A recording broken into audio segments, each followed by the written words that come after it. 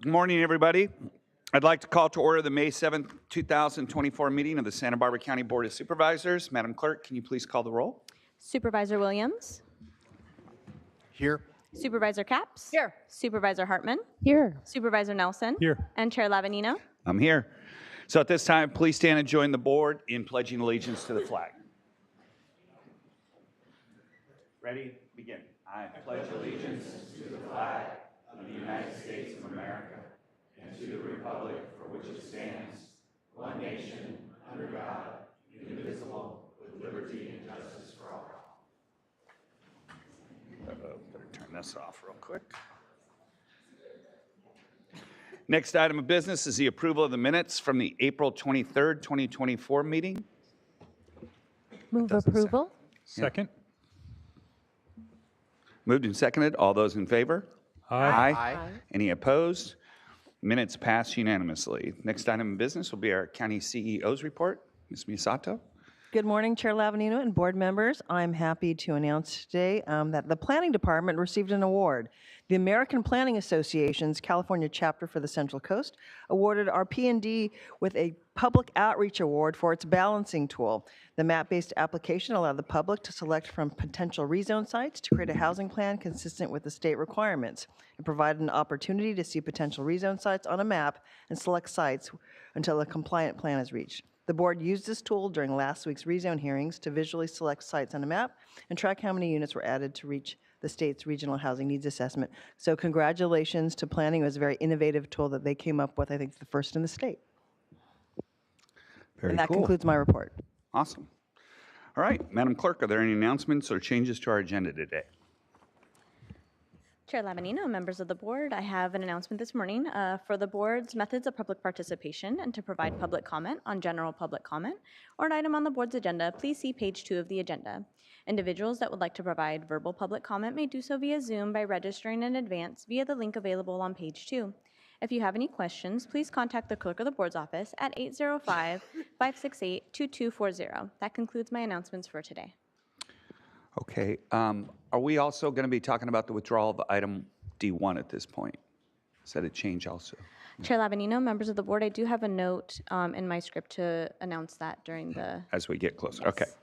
Next item of business will be the administrative agenda. Any board members like to pull any items off the A agenda this morning? See none. I believe I Supervisor pulled Gibbs. the WellPath one. I'm not sure Yes, the number. 43, got it. 43. Thanks. Okay, and any members of the public? Chair Lavanino, members of the board, we do have requests to pull administrative items 13, 14, 15, 16, 21, and 43 this morning. Okay, excellent. Now entertain a motion to approve the balance of the administrative item except for items 13, 14, 15, 16, 21, and 43. So moved. Second. Moved and seconded. All those in favor? Aye. Aye. Any opposed? Okay. So the next item of business will be the resolutions to be presented. Madam Clerk, can you please read administrative item number 1 into the record? Chair Lavanino, members of the board, administrative item number 1 is sponsored by Supervisor Lavanino. It is to adopt a resolution of commendation honoring Bree Belia of the Public Works Department as May 2024 Employee of the Month in Santa Barbara County. Joining us here, we have Bree. If you will make your way to the podium, I'll read the resolution into the record. Whereas Bree Bellier exemplifies the county's organizational values of accountability, customer focus, equity and inclusion, innovation, trust, and ethics. And whereas Bree models the transformative behaviors of collaborative problem solving, alignment with the county's vision, risk-taking, data-driven decision-making, and strategic thinking. And whereas Bree has served above and beyond the call of duty, managing her standard workload with grace and sophistication, while also serving as a disaster service worker in response to major storm emergencies in 2023 and 2024. She managed complex and expeditious emergency operations at Goleta Beach throughout the winter and spring of 2024 to ensure that the Public Works Department's response was conducted safely, efficiently, and in compliance with high level of regulatory and public oversight. She remained dedicated and available for extended hours and weekends to achieve success with minimal supervision, while other disaster workers were deployed elsewhere and often unavailable. And whereas Bree has identified the need within Public Works Department for an accredited pest control advisor and self-started to pursue classes, exam, and licensure for this role. To ensure a seamless transition as previous license holders were nearing retirement, and the Public Works Department now has a fully licensed representative serving this role on staff, adding to the department's credentials and accountability. And whereas Bree has grown into her role as a senior member of the Flood Control District Environmental Team, also available to train and mentor new staff members, and an SBCC student intern, Bree has taken the initiative to improve the process, modernize habitual workflows, and raise the level of quality of work within her range. Now, therefore, be it hereby ordered and resolved that this Board of Supervisors recognizes Bree Bellier as Employee of the Month for May 2024, passed and adopted today.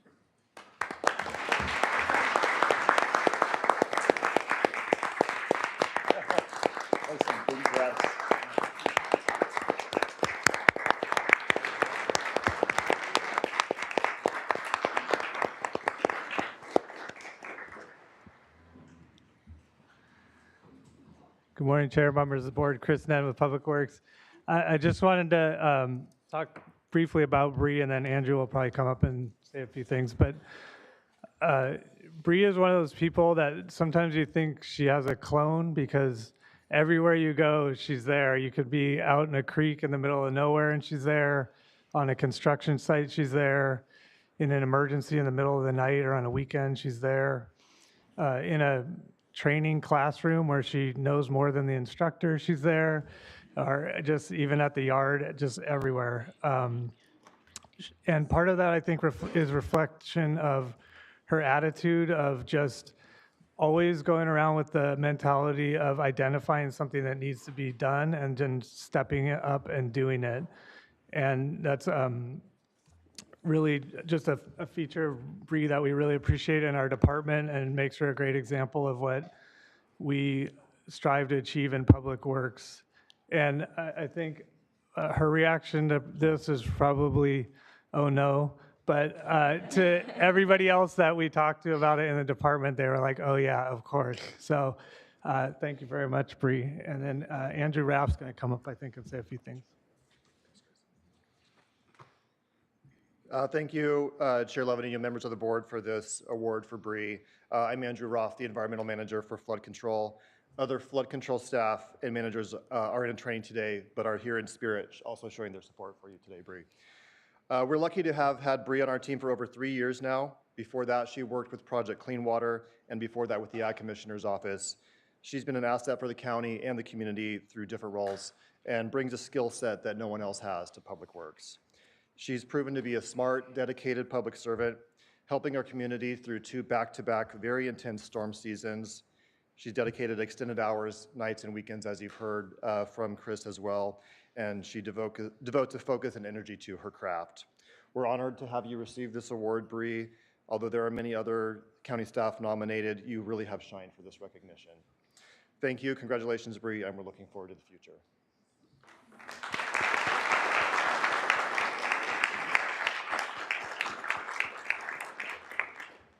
I appreciate the recognition, everyone. I can't do the work that I do without the support of everyone at Public Works.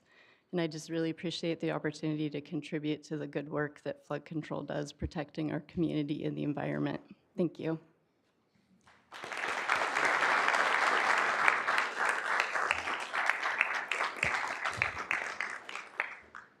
All right, congratulations. That moves us to administrative item number 2. Madam Clerk, please read into the record. Chair Lavanino, members of the board, administrative item number 2, sponsored by Supervisor Capps, is to adopt a resolution of commendation honoring Hillary Hauser upon her retirement for her remarkable legacy in Santa Barbara County. Joining us here, we have Hillary. If you'll make your way to the podium, I'll read the resolution into the record. Whereas Hillary Hauser has made a remarkable impact on the Santa Barbara community as the executive director and co-founder of Heal the Ocean. And whereas her leadership, activism, and advocacy contributes to the betterment of our ocean, the planet, and the future health, and resilience of our community. And whereas Hillary began her career as a national programmer at TV Guide and subsequently became a scuba diving certified, which marked the beginning of a love and appreciation of the ocean. And whereas Hillary went on to a long and illustrious career photographing, writing about, documenting, and advocating for the health of the ocean and improved wastewater practices. And whereas Hillary co-founded Heal the Ocean in 1998, which has successfully focused on wastewater infrastructure and eradication of harmful ocean dumping practices, whose methods now serve as a model for other coastal communities across the country. And whereas Hillary's contribution to Heal the Ocean and beyond have been recognized by the United States Congress, the Academy of Underwater Science and Arts, and the California State Assembly, and numerous other accolades. And whereas Santa Barbara independent journalist Nick Welsh shares among Hillary Hauser's signature skills has been her ability to bang the drum both loudly and softly as an advocate. And whereas Hillary's commitment to the protection and reverence of the ocean can be summed up in her own words, all about the sea. Some find solace in isolated backcountry, ruggedness, dryness, and gullies, cactus and sage. For some, the ocean is a great lap that waits with understanding and comfort, with surrounding love and familiarity, fishes and music and magic. Now, therefore, be it hereby ordered and resolved that this Board of Supervisors acknowledges Hillary's contribution to the Santa Barbara community, our oceans and earth, and expresses our deepest appreciation for her years of dedicated service, passed and adopted today.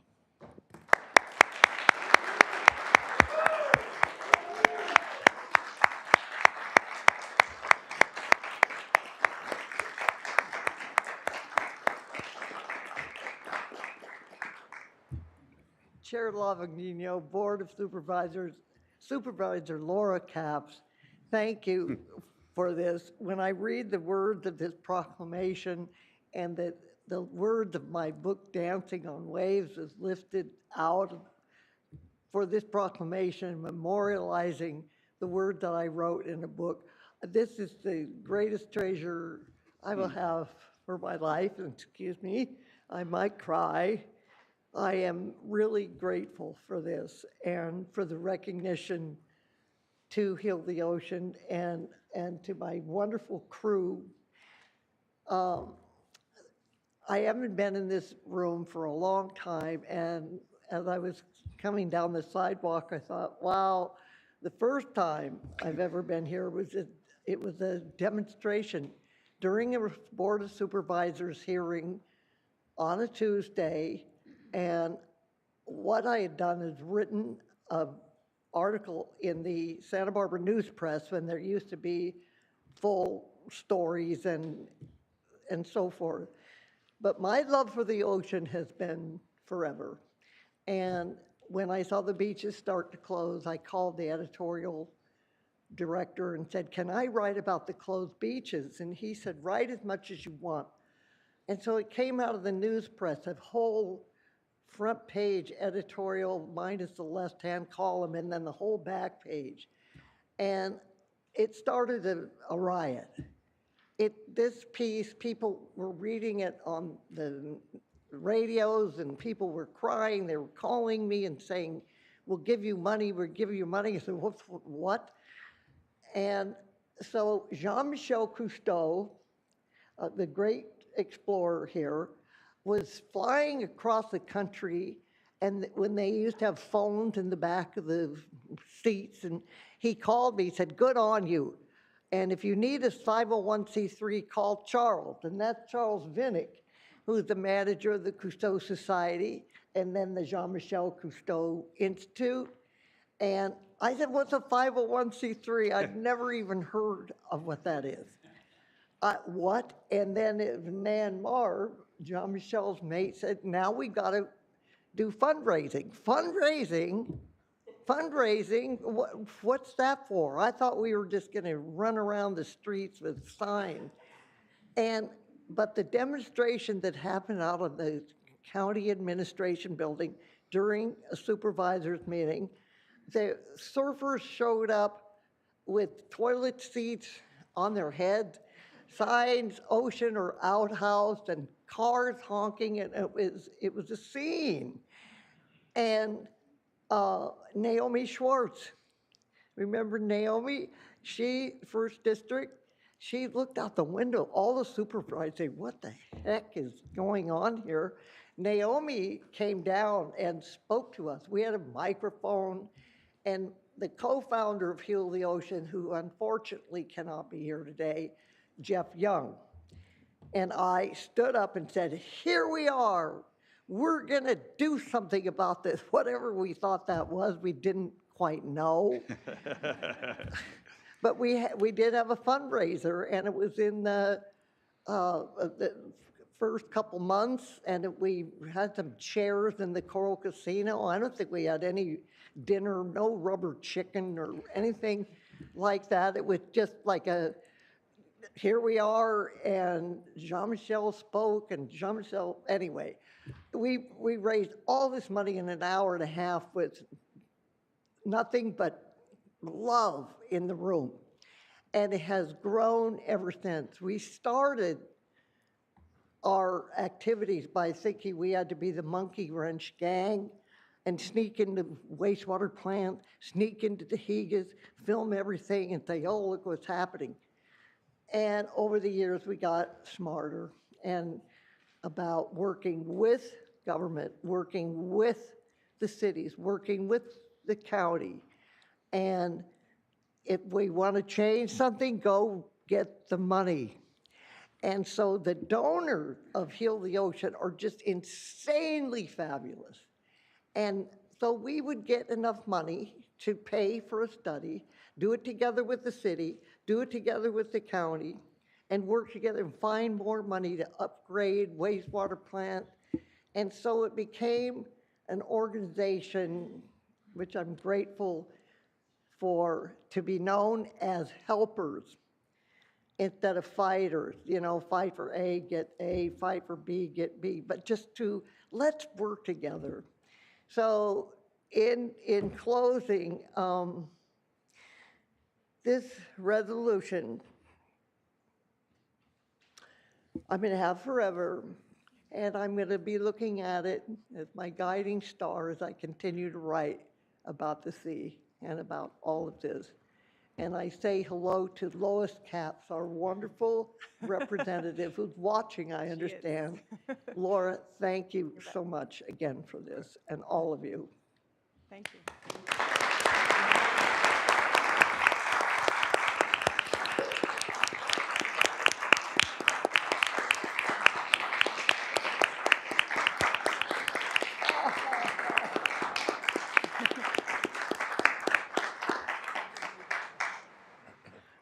Thank you, Mr. Chair. I just wanted to add what an honor it is to honor Hillary Hauser, who, as you can tell, is a force of nature and a force for nature. And her love of the ocean is like the ocean. She gives more than the ocean gives us. The ocean gives us more than we could ever protect it and ever give back to it. And thank you, Hillary, for all you've done, and to all of Heal the Ocean for all you've done and will continue to do. Thank you.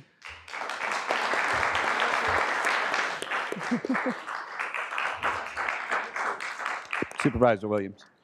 I also want to thank you, Hillary. I think the first time that we coordinated is when you came to Annabeth Jackson's office, which I was working in at the time, to say we need to hook up Rincon to sewer. That only took us about 15 years, and wasn't finished until I was in the legislature. So, but I want to especially thank you for Heal the Ocean's work in Summerlin. That has been huge. That has been such an important component of dealing with state lands, the legislature, the governor's office, and the great coordination to get both funding from the state and local efforts to make sure we plug abandoned wells offshore, and also just your patience. And I mean, I know that's not the thing that you're most known for, but it does take patience to be a regular attendee to LAFCO hearings. I don't know that I know a whole lot of people that are regular attendees to LAFCO hearings. and Hillary has been, to continue to spread the gospel of, wastewater not failing septic systems. Thank you for keeping the faith on that, keeping the faith for the ocean, and for your service to the coast. Supervisor Nelson. Thank you. Thank you. Yes, thank you, Chair Lavanito. I just wanted to take the moment. Supervisor Williams, I mentioned about meeting you with his predecessors or one of his former employers. I obviously met you the first time when I was working for Supervisor Adam, and you were his favorite environmentalist. He really appreciated your integrity and honesty, and your ability to have your solution-oriented strategies. And I just, that really made you stand apart from your peers. And, we've always in the 4th District thought highly of you. So thank you for all your service and what you'll continue to do. Thank you. Thank you. Thank you so much, Hillary. Thank you, everybody. Madam Clerk, can you please read item 3 into the record? Chair Lavanino and members of the board, administrative item 3 is sponsored by Supervisor Williams. It is to adopt a resolution proclaiming April 2024 as Sexual Assault Awareness Month in Santa Barbara County. Joining us here in person, we have Carla Weezar. Carla, if you'll make your way to the podium, I'll now read the resolution into the record.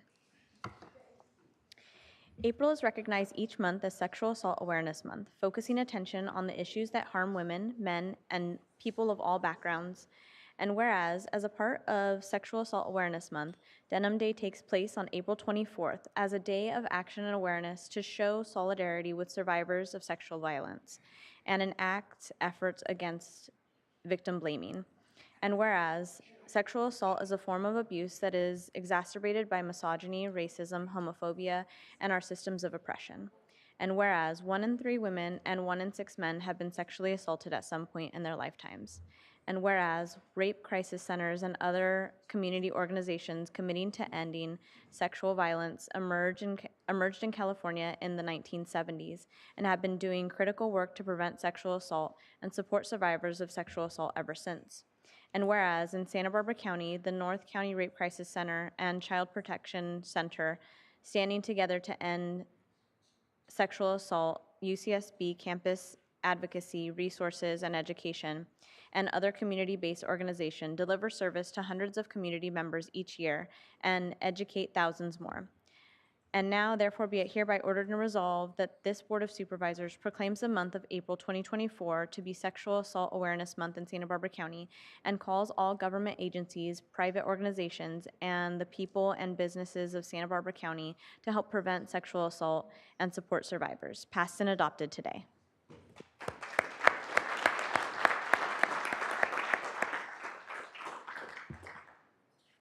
Hello, good morning, Chair and board members. Thank you so much on behalf of us, that's our staff members, our community, and survivors for proclaiming April as Sexual Assault Awareness Month and for including Denim Day in here as well.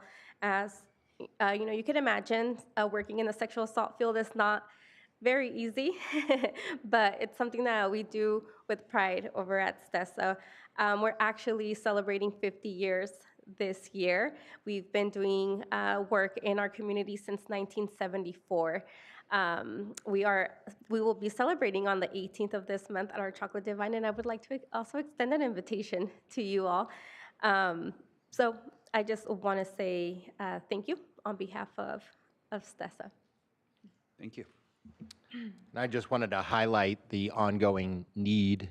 The event coming up on the Saturday, the 18th, I think is crucial for the continued work of the organization, especially as various government forms of funding dry up. It's important, as unfortunately we still live in a society where people go through a gauntlet to avoid sexual assault in their lives growing up, and we still need the vital services to serve survivors and to make sure that we continue to work to make the society a place that it is not acceptable to tolerate sexual assault. Thank you.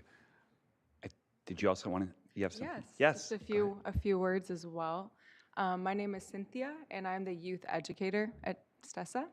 I wanted to thank you for recognizing and supporting the work that we do. We see sexual assault in our community, and we all know it is a global issue. Again, 1 in 3 women and 1 in 6 men have been sexually assaulted at some point in their lifetime. And touching on Denim Day, it stems from a case in Italy where a young woman was raped. The judge determined, however, that because her jeans were so tight, in the time it must have taken to remove her jeans, the situation had to have been consensual. So we are working hard at STESA to debunk these common myths in the sexual assault theme on a daily basis. The history of Denim Day, and along with debunking these myths, is continually taught to the youth in our community. STESA works hard every day to spread awareness and to bring prevention education to our youth. So again, we just want to reiterate, we are very grateful for your support. Our survivors cannot move on with their healing without the support of not just STESA staff members, but our leadership. You know, if they're living in a world where they feel supported, they will be able to get on to their healing. So thank you so much. Thank you.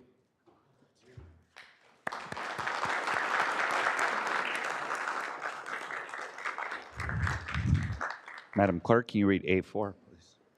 Chair Lavanino, members of the board, administrative item number 4 is sponsored by Supervisor Williams. It is to adopt a resolution proclaiming the month of May 2024 as Asian American and Pacific Islander Heritage Month in Santa Barbara County. Joining us here in person, we have Karen Aju, Teresa Chin, Kin Cochran, and Helen Wong. Whereas Asian American and Pacific Islander Heritage Month is a time to recognize the significant contribution of Asian Americans and Pacific Islanders who serve as leaders in business, government, law, education, science, athletics, the arts, and many other fields, and bring awareness to the violence and hatred that this community has had to endure and continues to endure. The Asian Americans and Pacific Islanders are a vast and diverse community who can trace their heritage to the Pacific Island regions of Polynesia, Micronesia, as well as dozens of countries including China, India, Japan, Laos, Pakistan, the Philippines, Vietnam, South Korea, and Thailand. And whereas in 1978, a joint congressional resolution established Asian Pacific American Heritage Week to celebrate 2 historical milestones in the Asian Pacific American history. The arrival of the first Japanese immigrants to the United States, which occurred on May 7, 1843, and the significant contributions of Chinese workers in the building of the Transcontinental Railroad that was completed on May 10, 1869. And whereas generations of brave men and women made the dangerous voyage across the Pacific to seek better lives for their families, and in the process have greatly contributed to the economic prosperity and cultural legacy of communities throughout California and the U.S. And whereas the Congressional Gold Medal was awarded in December 2020 to Chinese American World War II veterans in recognition of their service, in spite being ineligible for citizenship at the start of the war, due to the 1882 Chinese Exclusion Act in 2017. In 2017, Filipino-American World War II veterans would lose their military benefits due to the Recension Act of 1946. And in 2011, to Japanese-American World War II veterans who served in spite of the reincarnation of their families under Executive Order 9066. And whereas Filipino manongs, the Filipino word for the oldest son, became the farm workers' strikers' identity. Led by Larry Itling Ong, they were critical in establishment of the Agricultural Workers Organization Committee that initiated the Coachella Valley and Delang grape strikes. And whereas Santa Barbara was once home to a thriving and bustling Chinatown on Canyon Perdido Street between State Street and Anacapa Street in what is now downtown Santa Barbara, which was home to the Chinese immigrants that began arriving in Santa Barbara in the 1860s. The early Chinese residents of Santa Barbara worked in abalone fishing, farming, laundry enterprises, and domestic services. The Santa Barbara Old Chinatown was devastated and dismantled following the 1925 Santa Barbara earthquake in an attempt to create a cohesive Spanish colonial revival look for the city's downtown. And Santa Barbara's Chinese population was deeply affected by this change. And whereas Judge Itsushi Wallace Tashima, born in Santa Maria, is the first Japanese American and the third Asian American in history to serve on the U.S. Court of Appeals. And whereas the AAPI community has continuously faced discrimination since the COVID-19 pandemic, and communities across the U.S. have experienced an escalation of hate, including harassment, threats, and violence, and increased fear and tension are being experienced by Palestinian, Muslim, Arab, and Jewish Americans. Now therefore be it hereby ordered and resolved that this Board of Supervisors declares May as Asian American and Pacific Islander Heritage Month in Santa Barbara County and calls all residents of our community to help bring awareness to issues affecting the AAPI community and celebrate the many contributions of their community members, passed and adopted today.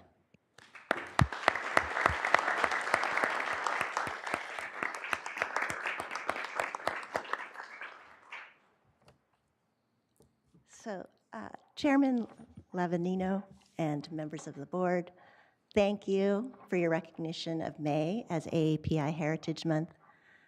This is the 4th year that the Santa Barbara AAPI Solidarity Network has been involved in this as part of our goal of increasing the visibility of the AAPI community here. In 2021, we came to the podium in the shadow of many attacks against AAPI, particularly women and our elders. And in 2023, we came following the Monterey Park and Half Moon Bay incidents. But the perpetrators in those incidents were our elderly AAPI. And to me, it felt like a fable come to life, that the lesson was that it is hate and violence that we have to fight, because we can all become perpetrators at some point.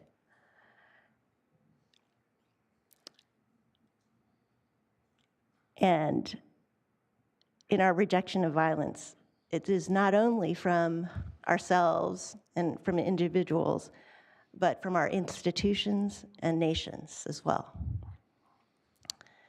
Heritage Months are a way to remind each other of our shared humanity, our accomplishments, and our resilience. It's an opportunity to learn about ourselves, each other, and our nation's history. And this year, I'm deeply grateful to the Santa Barbara Board of Supervisors and the Fund for Santa Barbara for awarding our network a grant from the Racial Equity Fund, so we can share some of Santa Barbara's history from the 1925 earthquake era, as well as have an opportunity to celebrate the Lunar New Year, which was celebrated here even back in the 19th century. So thank you all very so much. And I also just wanted to note that last year, when we highlighted Supervisor Gloria Ochoa's groundbreaking representation of the 1st District, and so this year, we're highlighting the 5th District with the birth of Judge Atsushi Wallace Tashima in Santa Maria. And he was the first Japanese American and 3rd Asian American in history to serve on a U.S. Court of Appeals. So catch the other districts next time. I do also want to share that the Santa Barbara County Genealogical Society's exhibit on local Asian American families, which covers a period from 1870 to 1970, has just gone live on their website. And you can just go to sbgen.org and then look for In the Community and then Society exhibits. And you can also find there local African American community stories, Jewish American community stories. This is a project that's ongoing that they just started during the pandemic. And I will also mention that I recognize that we share this month with Jewish American Heritage Month. Anyway, I want to just also now introduce a couple of members of our network who will share other ways that people can be active with our AAPI community. Hello, my name is Randall Royce Ramos. I use he, they pronouns, and I am this year's UCSB Filipino Culture Night Executive Coordinator. We're very happy with the resolution of proclaiming May as an Asian American Pacific Islander Heritage Month. May also happens to be the month where many universities and Asian American organizations across the nation hold their cultural nights to spread cultural awareness and heritage. And this month of May, we happen to have 3 Asian American Culture Nights lined up with Vietnamese Culture Night, Nikkei Student Union, and our own very Filipino Culture Night. The purpose of Filipino Culture Night is to showcase the culture of the Philippines while giving students the opportunity to network, develop new skills, and become part of a close-knit community. PCN strives to present a collaborative piece of art and culture that is meant to convey and highlight issues and values that are not only prominent within Filipino culture, but spread a message that can transcend cultural and ethnic boundaries. On behalf of all of our culture nights at the university level, at University of California, Santa Barbara, we're very happy that, again, and thank the Board of Supervisors for the resolution. Thank you.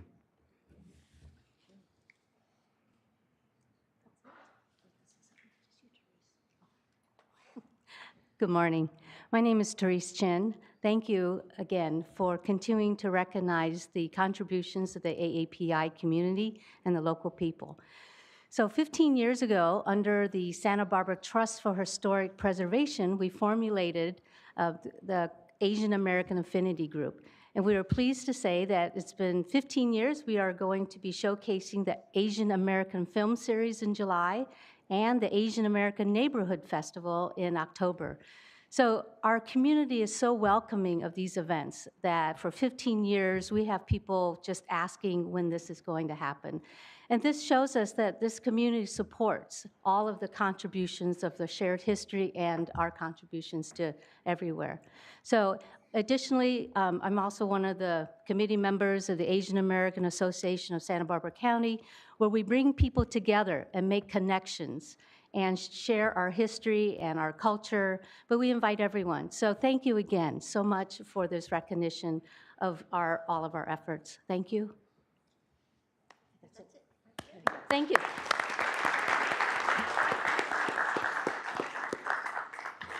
Madam Clerk, item 5. Oh, go ahead.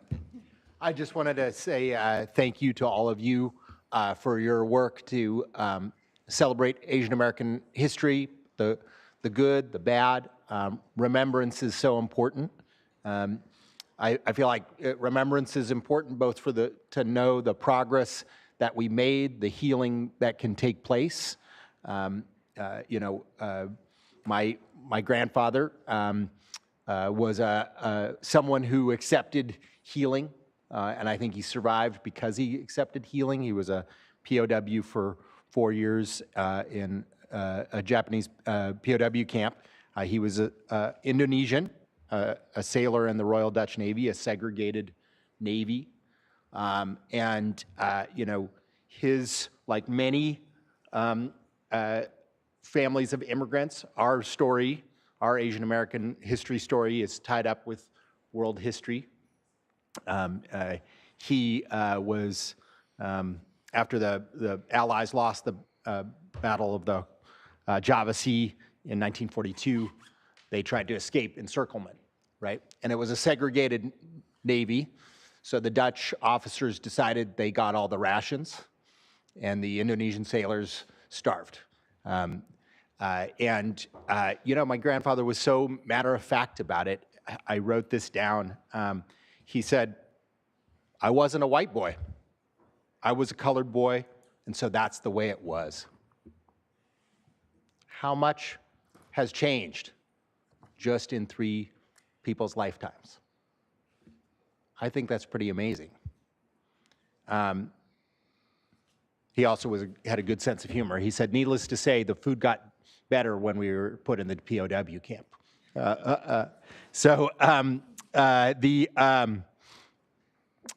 You know, I think remembrance is also important because, as was alluded to today, I'm not sure that discrimination is on the rise, but people acting on it is, according to the numbers. There is rising tide of violence that could drag us back into a darker age. And remembrance is an important defense from that darker age. Thank you so much. Thank you. Item A5, please. Chair Lavanino, members of the board, administrative item number 5 is sponsored by Supervisor Capps. It is to adopt a resolution proclaiming the month of May 2024 as National Bike Month and honoring Move Santa Barbara County. Joining us here in person, we have Heather Deutsch, Executive Director of Move Santa Barbara County. If you'll please make your way to the podium, I'll read the resolution into the record. Whereas National Bike Month has been celebrated in May for over 5 decades, and the bicycle is a sustainable and eco-friendly mode of transportation as well as an enjoyable recreational activity. And whereas community members will partake in various bicycling activities throughout May, including educational programs, races, community events, trail maintenance efforts, helmet advocacy, charitable initiatives, and leisurely rides. And whereas Santa Barbara County's scenic, beautiful, diverse terrain attract numerous cyclists each year, contributing to the local economy and promoting health and wellness among residents and tourists alike. And whereas supporting the bicycle-friendly community fosters improved public health, community cohesion, and road safety, reduces pollution and traffic congestion, and provides alternative methods of transportation for those who do not have access to a car or do not drive.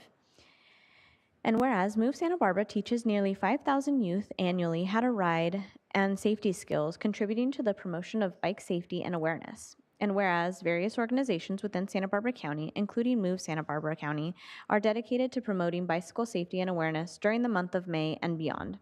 And whereas the state of California has recognized the importance of bicycling by designating May as Bike Month and endorsing the 3rd week of May as Bike to Work Week. Now, therefore, be it resolved that this Board of Supervisors does hereby proclaim May 2024 as National Bike Month in Santa Barbara County and recognizes and celebrates Move's Santa Barbara County for its work in promoting bicycle safety and awareness, particularly for its efforts in teaching approximately 5,000 youth annually how to ride and providing them with essential safety skills to ensure equitable access to safe transportation options for all residents during National Bike Month and beyond, passed and adopted today.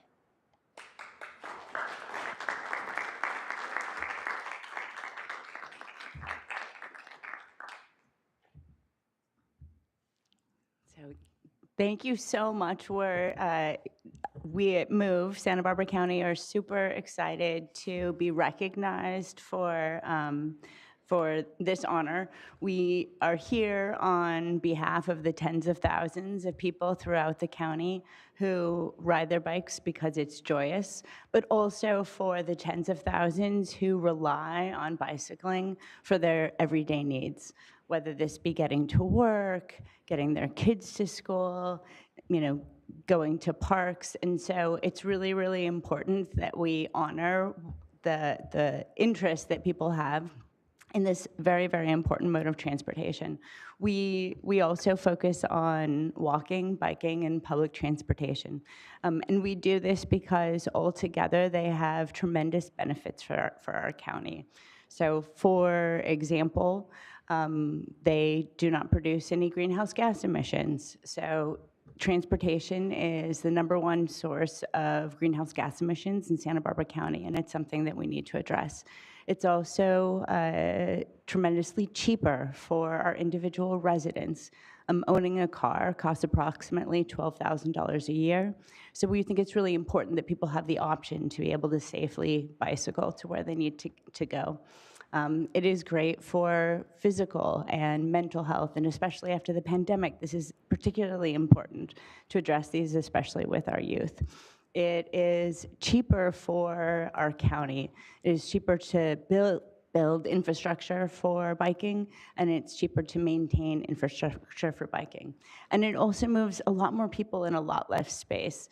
And we know that traffic congestion is a major issue in our county, and this is an amazing way to address it, as well as the fact that you can park 10 bicycles in one vehicle parking space. So when we talk about housing and our need to bring more housing for residents here, we need to think about the way that that space is used and how we're going to get people around. So we are here to support Biking Joy, but we're also here to support all the wonderful benefits that biking brings to the county as well. Thank you.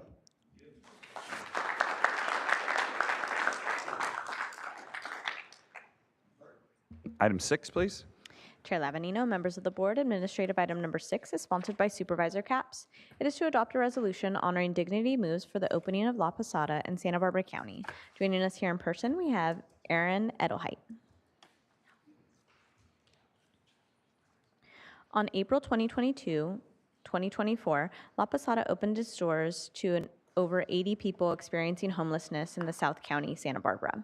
And whereas La Posada is an innovative shelter in partnership with Dignity Moves, Good Samaritan Shelter, Santa Barbara County, and generous philanthropic supporters. And whereas La Posada means shelter, with this project it also means dignity, help, and hope for its residents. Because La Posada means dignity, this program means residents are offered the dignity of what most of us take for granted, their own space with 4 walls, a door that locks, and a place to store their belongings, and on-site support. And whereas La Posada means help because of the compassionate one-on-one wraparound services for residents to utilize. And whereas La Posada means hope for a lifeline it will provide our neighbors in need. And whereas La Posada is key to keeping our entire community safe and a solution to help end homelessness in our community. Now therefore be it hereby ordered and resolved that this Board of Supervisors recognizes and celebrates Dignity Move for the opening of their La Posada campus, passed and adopted today.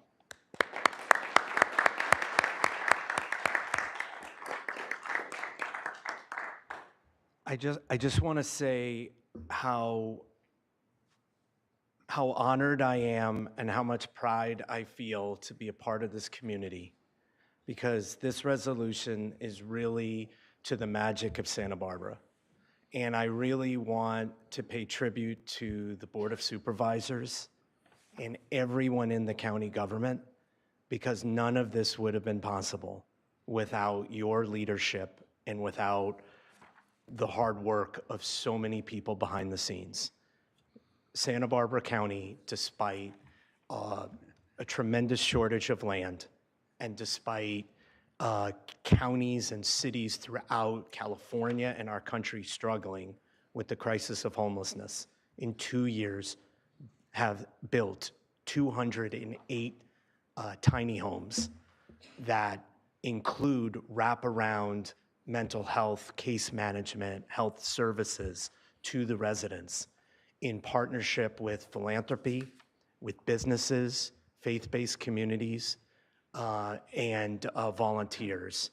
And I think that we have shown not only the state, but our country on how it doesn't matter if you're Democrat or Republican, it doesn't matter how you feel, but what happens when a community comes together and works in one direction. And it's magic. And it makes me filled with pride that I'm part of this community.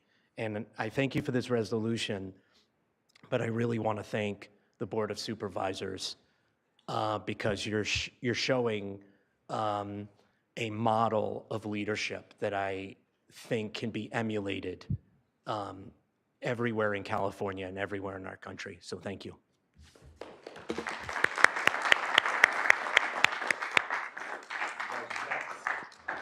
Thank you. I wanted to bring this resolution forward because in addition to all of the good things between Good Samaritan and this board's commitment and our county's commitment, the speed by which this is happening, the fact that I feel like it was just yesterday that we were still working with the public to try to explain what this would be and get this vote passed and the funding, et cetera, but here we are. And I believe I'm correct, Aaron, that 30-some folks are already moved in, which is just, and Broke ground 13 weeks ago.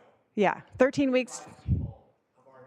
Yeah, so 35 people. And I can tell you, I know you, my colleagues share the same out and about in the community. So many people are paying attention and honoring the actual tangible progress we're making on perhaps the hardest issue around, which is homelessness. And they'll say, oh yeah, I heard about La Posada, and how's it going? And what a great concept. And so just to give this little mini report with this resolution that tonight, 35 people will be sleeping indoors that were previously sleeping outdoors is a wonderful thing. So thanks, everybody.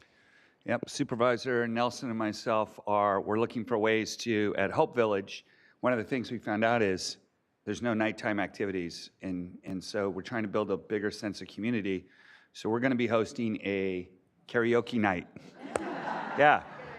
So we're trying to think of new ways to try to build community there inside these small little communities. So if it works. Are you singing? Heck no. We're trying to get people to go. Not. Okay. I mean, we're trying to entertain people. Not. Chair, that seems right up your alley. It is. Trying to talk Bob into it wasn't easy, but we're gonna do it. No, actually, I think it might have been his idea. But congratulations on La Posada. That's excellent. All right, that takes us to item A7, Madam Clerk. Chair Lavanino, members of the board, administrative item number 7 is sponsored by Supervisor Capps and Supervisor Hartman. It is to adopt a resolution proclaiming the month of May 2024 as Wildfire Community Preparedness Month in Santa Barbara County.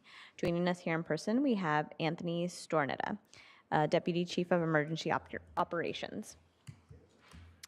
Whereas May has been declared Wildfire Community Preparedness Month in Santa Barbara County, and whereas the threat of wildfire continues to be increasingly prevalent and dangerous and poses greater risk to people and property than ever before, and whereas Santa Barbara County has a well-documented history of wildfire risk, which has increased in both probability and severity as a result of relatively recent drought conditions and climate change.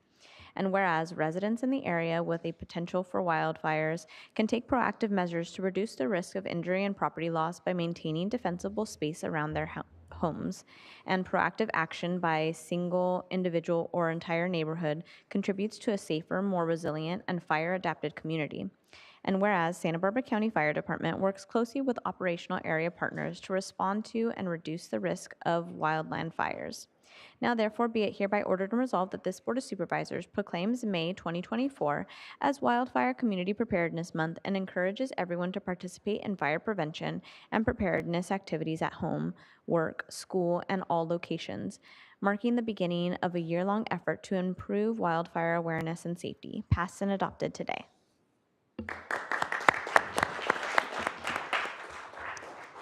Chair Lavanino, members of the board, thank you for this resolution. Even though we're here accepting this today, this is a big partnership and collaboration amongst many stakeholders throughout the county, government agencies, county, and private agencies as well. And I'm not going to try to recognize them all because I know I'll forget a key stakeholder somewhere along the way, but thank you for your empowerment and support to the district for all this, and the CEO's office for their support along the way as well.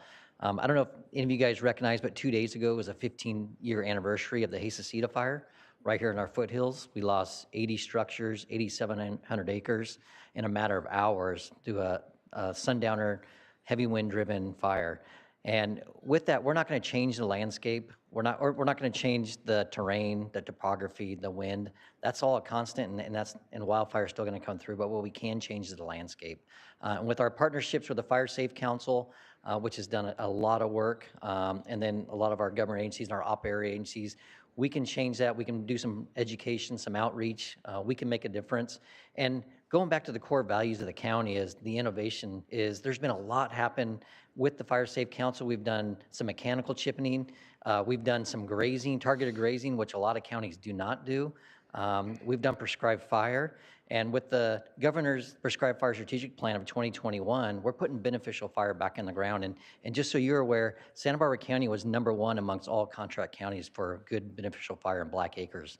So by far past most contract counties. Last year, we even brought in our tribal communities and burned with the Chumash, trying to bring that back. So we're trying to be innovative and upfront. Something I want to thank you guys for as well as 2021 was AB 1103, the Ag Pass. We were the first county in the entire state to adopt the Ag Pass. There's now 18 counties, and I would guarantee almost all of them use our template and all of our material we developed to develop their own. So moving forward, I just want to thank you guys for this. There's some key websites out there, readysbc.org for our community. Look at that website. You'll get evacuation alerts. And then the Fire Safe Council, sbfiresafecouncil.org. There's a workshop coming up on the 18th. They're hosting at City College for wildfire evacuation. And Supervisor Hartman, I know you can add a lot more stuff on that Fire Safe Council as well. But we appreciate it, and we thank all our community and our collaborators and stakeholders. Thank you. Supervisor Hartman. Just briefly, we've got the top fire department in the whole country. They've had a lot of experience, and they really are innovative. And one of the innovations is to work so closely with the community because there are only so many people, and so they need to partner with shared public safety. And so in addition to attending the May 18th Evacuation and Survival Workshop, I encourage you to go to the Fire Safe Council website. We've got a lot of vegetation, and we all have to be engaged in clearing our roadsides and making defensible space around our homes. That not only protects our property, but it protects our firefighters. And we never know what kind of season we're going to have, so it's really critical to be prepared, and now is the time to do it. Thank you. Thank you. Madam Clerk, item 8. Chair Lavanino, members of the board, administrative item number 8 is sponsored by Supervisor Hartman. It is to adopt a resolution proclaiming May 6th as National Nurses Day and the week of May 6, 2024 through May 12, 2024 is National Nurses Week in Santa Barbara County. Joining us here in person, we have Kelly Bergen, Ann Carlisle, Morena Loomis, Sergio Magdaleno Garcia, and Rachel Sherrick. Whereas nurses are recognized for their contributions to the healthcare system, both in their role as expert clinicians in diverse care settings and as leaders who can dramatically influence the quality of care and overall performance of the healthcare system. And whereas the nursing profession plays an essential role in improving patient outcomes, increasing access, addressing health disparities, and achieving health equity. And whereas each day nurses step forward embracing new technologies, resolving emergency issues, and accepting ever-changing roles in their profession. They lead the way for their patients, colleagues, organizations, and healthcare industry as a whole. And whereas the Public Health Department nurses creatively and passionately balance daily workloads to ensure the continued provision of care of essential public health care services to vulnerable populations. And whereas the theme for National Nurses Week 2024, Nurses Make the Difference, honors the incredible nurses who embody the spirit of compassion and care in every healthcare setting. Now therefore be it hereby ordered and resolved that this Board of Supervisors does observe the 6th day of May as National Nurses Day and the week of May 6th through May 12th as National Nurses Week in recognition of the contribution of all nurses working in all of our healthcare and educational settings in the County of Santa Barbara, passed and adopted today.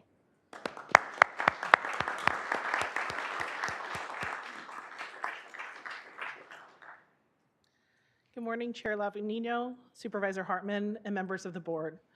My name is Kelly Berrigan. I'm the Director of the Maternal, Child, and Adolescent Health Program and Director of Public Health Nursing for the Santa Barbara County Public Health Department. I am joined today by nurse leaders from our Communicable Disease Control and Prevention Program and Maternal, Child, and Adolescent Health Program. We would like to begin by first thanking you for acknowledging Nurses Week and the valuable contribution nurses make to the healthcare system. We also want to take this opportunity to say thank you to all the nurses at the Santa Barbara County Public Health Department and in the community for their efforts aimed at health promotion, disease prevention, increasing access to care, and achieving health equity. Nurses are recognized for their role as expert clinicians in diverse care settings and as leaders who can dramatically influence the quality of care and overall performance of healthcare systems. As the theme for National Nurses Week says, nurses make a difference. Thank you.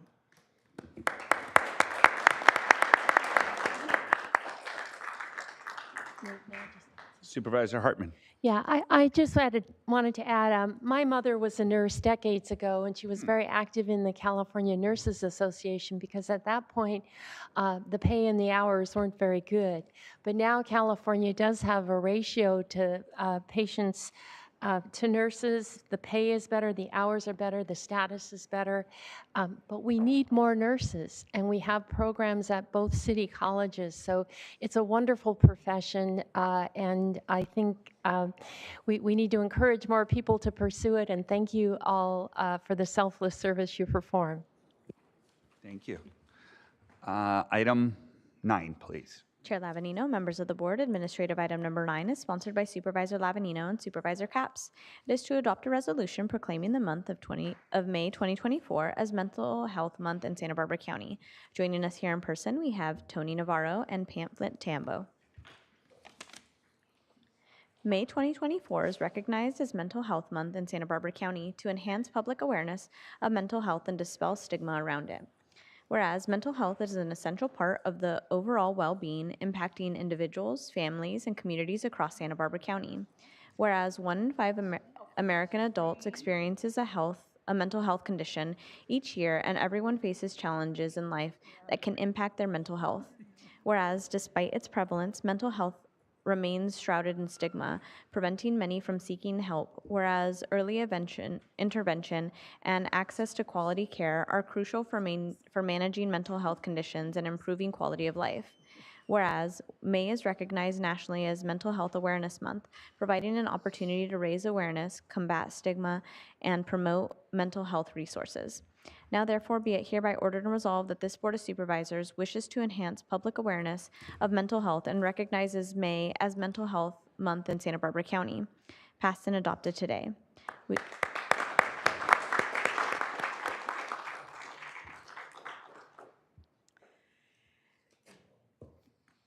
Thank you, Chair Lavalino and supervisors.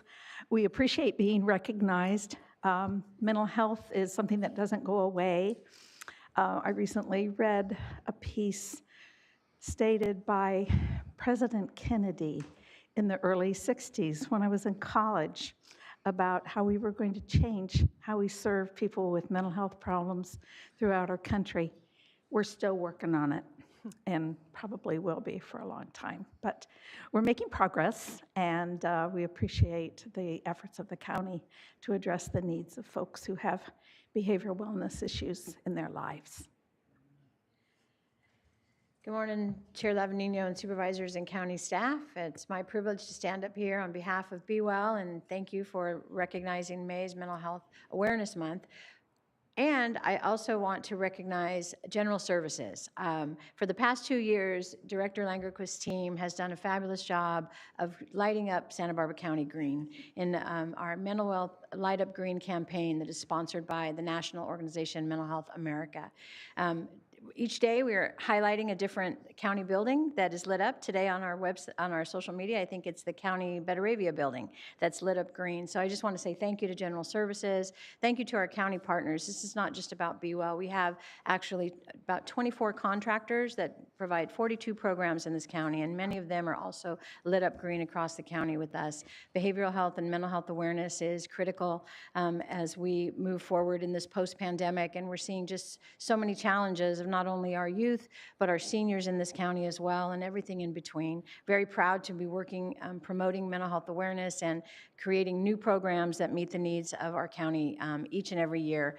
And I just want to say for everyone listening, you know, we have an access line. Our access line serves about 1,000 calls a month, taking inquiries from folks who are asking about resources to help them address their mental health needs. And so I want to also uplift that number publicly while I'm here with everyone, and that number is 888-868-1649, and that's a 24/7 call in case anyone is interested or in need of support for themselves or their loved ones in regard to behavioral health. Thank you. Thank you. Oh, Supervisor Capps. Yes.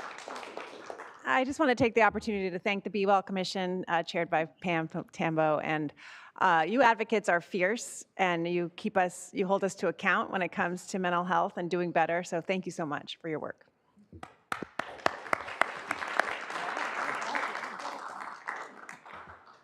Item 10, please.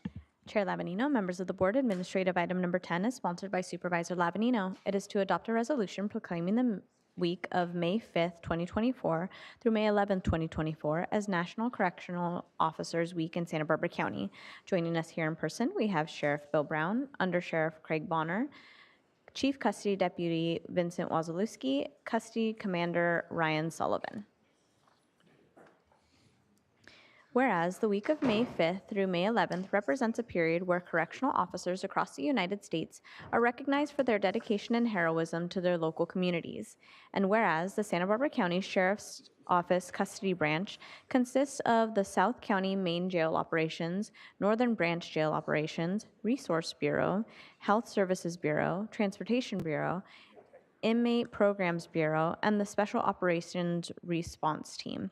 They are highly regarded professionals working in conjunction with other local criminal justice and public safety entities. And whereas 50 years ago, the Sheriff's Office and this board recognized the need to create the Sheriff's Correctional Officer rank structure that would best serve the duties of correctional officers specifically trained in the unique needs of detention facilities, responsible for housing, security, and transportation of all inmates incarcerated in Santa Barbara County who are awaiting trial, serving their short sentence and awaiting for their transfer to state prison. And whereas correctional officers reporting for duty in a 24/7 facility facing the demands of an ever-increasing overcrowded jail system and the additional needs brought on by a nationwide public health safety, while the other maintaining order, security, and preserving the care, custody, and the dignity of those individuals charged with their care. And whereas the citizens of Santa Barbara County can rest assured that these men and women are dedicated to their service and perform their duties professionally and ethically while displaying integrity, courage, and fairness, thus ensuring the safety of their community, their fellow officers, and incarcerated individuals. Now therefore be it hereby ordered and resolved that this Board of Supervisors recognizes the week of May 5th through 11th, 2024 as National Correctional Officers Week and takes this opportunity to thank the men and women of Santa Barbara County Sheriff's Office who have chosen the field of corrections as their service to our community, passed and adopted today.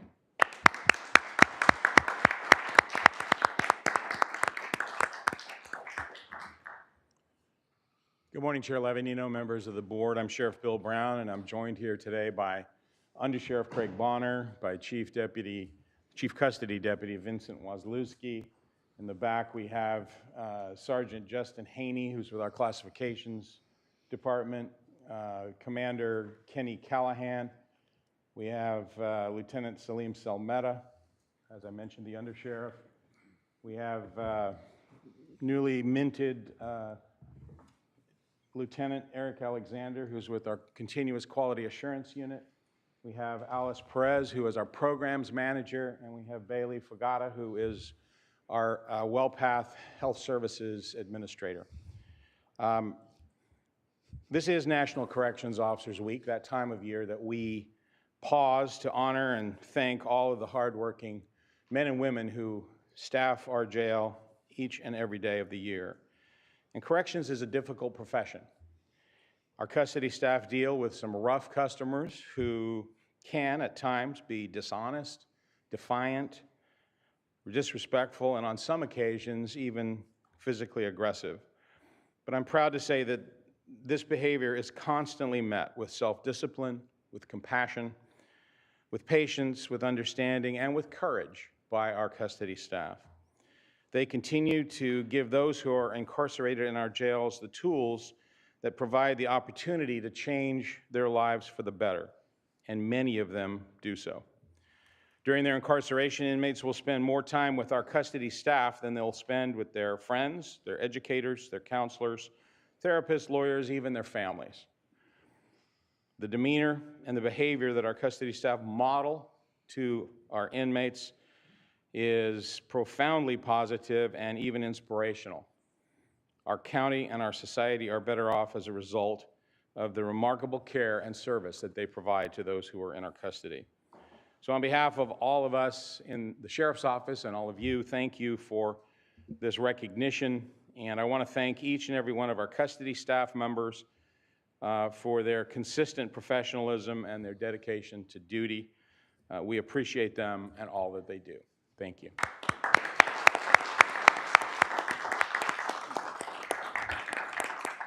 Supervisor Williams.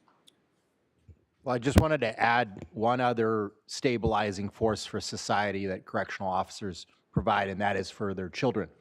I was not a child of a correctional officer, but I spent a year in a household. Mike Stevenson was one of our COs. His son and I remain best friends, but I lived in their household. And the first time I ever saw in my neighborhood a house where the refrigerator was full, that the family sat together for dinner, that there was enough resources for the kids and enough time, was because of the stabilizing influence of the Santa Barbara County Sheriff's Office correctional officer position for their kids. I thought I had walked into a TV show because I didn't know people actually did any of those things.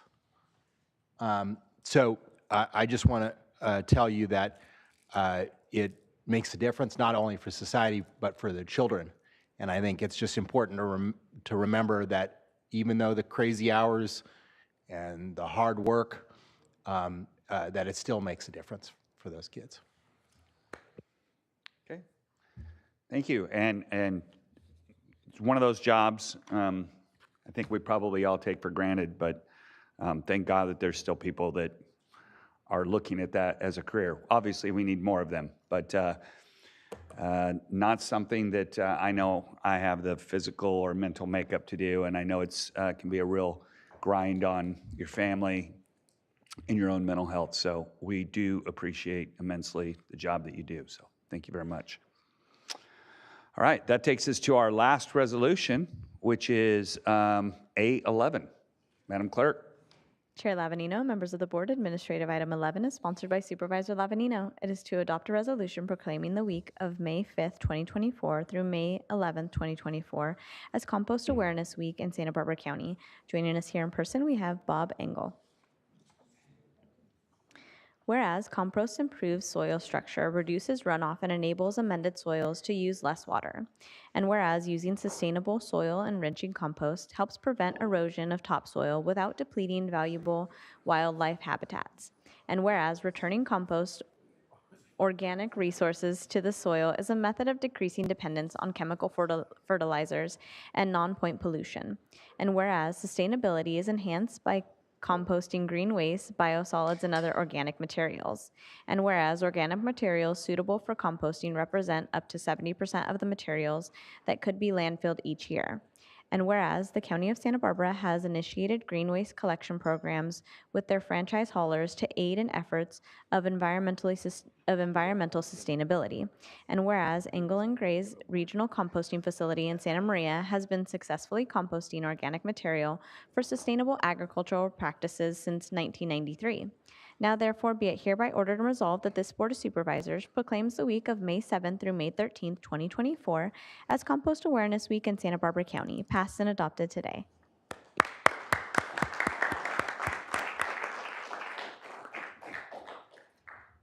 Chair, fellow board members, thank you very much for recognizing Compost Awareness Week.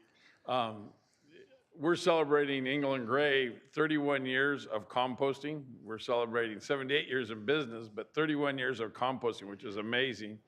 Somewhere around 2000, 2001, I was at a conference, and the Canadian people were there from the compost up industry in Canada, and they talked about having a week. And so we got together at the Compost Foundation, United States Composting Foundation, and started International Compost Awareness Week. I think I've been coming to the board meetings for about 20 years. Quite an array of supervisors over that time. I missed 1 or 2 years in there, but I've tried to be pretty positive about promoting compost and all the benefits that it does. Because one thing, it's recycling green waste and taking care of all that. But the product that we manufacture is compost, and it's fantastic for the environment.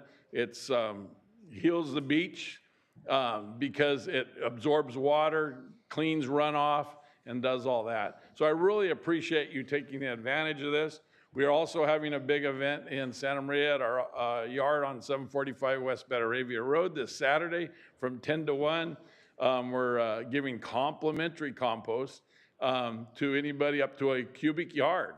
And so we get all kinds of people. We even got, last year, a guy came up with a bike, and he had a trailer on the bike, and he took about a half a yard of compost and as often as a trailer that was behind the bike. So I've covered a couple of the proclamations, but anyway, appreciate you recognizing us, and please try to use compost.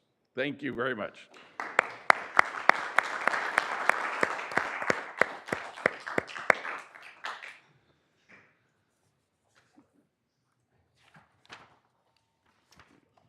All right.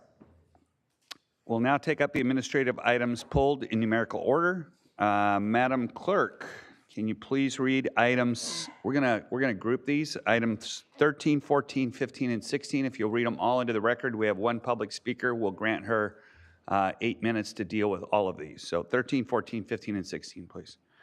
Yes, Chair Levanino and members of the board. Administrative item number 13 is from the Behavioral Wellness Department. It is to consider recommendations regarding a first amendment to the agreement for services of independent contractor with Marikey Alos for fiscal year 2021 through 2024 for mental health services and termination of the 2021 through 2024 agreement. Administrative item number 14 is also from the Behavioral Wellness Department. It is to consider recommendations regarding California Mental Health Services Authority, Cal MHSA, and California Department of State Hospitals, DSH, purchase of state hospital beds, Memorandum of Understanding, MOU, fiscal year 2023 through 2025, and Cal MHSA state hospital beds, administrative fee participation agreement for fiscal years 2023 through 2025. Additionally, administrative item number 15 is from the Behavioral Wellness Department. It is to consider recommendations regarding proposed amendments to the Santa Barbara County Behavioral Wellness Commission bylaws. And lastly, administrative item 16 is from the Behavioral Wellness Department, and it is to consider recommendations regarding a fiscal year 2022 through 2029 program funding agreement with Horn LLP for the Community Care Expansion Preservation Program, CCEPP. And we have a request from the public, Denise L. Amin, on Zoom for all three of these items. Denise?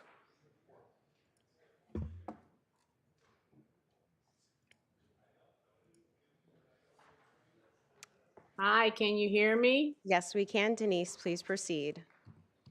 My name is Denise Elamine. I'm not sure if you can see me. You must just can hear me. My name is Denise Elamine. I am a commissioner on the Wellness Behavior Commission. Thank you so much, Joan Hartman, for allowing me to serve as a commissioner on this board. I believe that this board needs diversity, and I bring that to this board. And I appreciate you, Joan, for allowing me to do that. I have been on this board for over a year now, and I am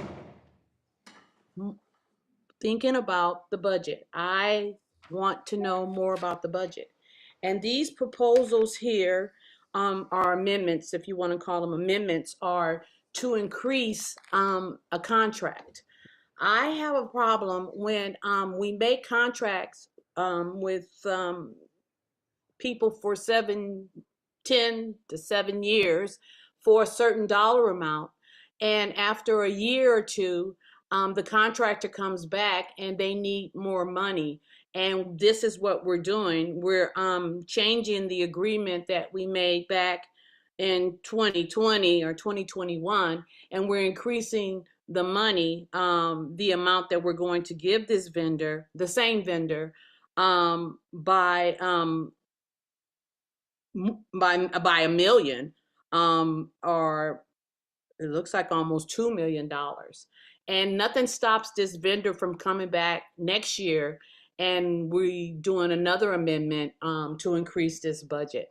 So I'm a taxpayer, and I see the prison system and the mental health centers. We only have 16 beds. I do see that they're well, I'll talk about 13 first.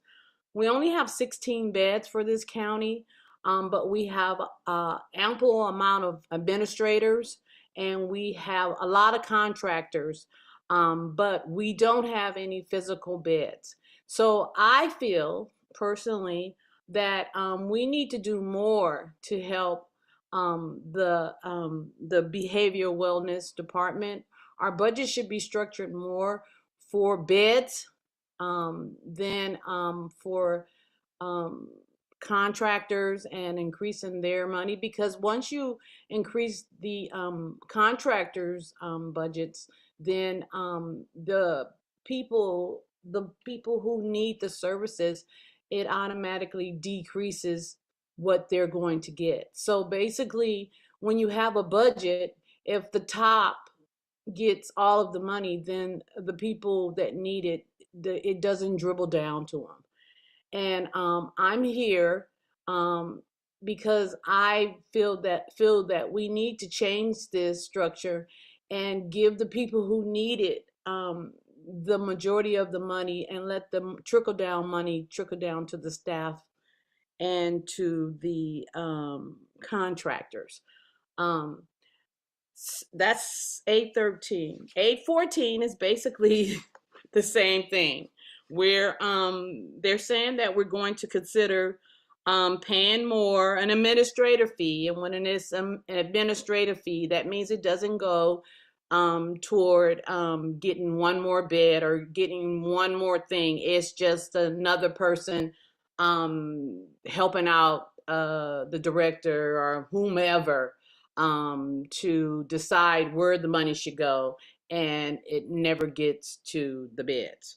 But I'm hoping that this recommendation of the new beds, 9, and then 9 and 16, I guess would be 25 for the county of Santa Barbara. I guess that would be a big increase.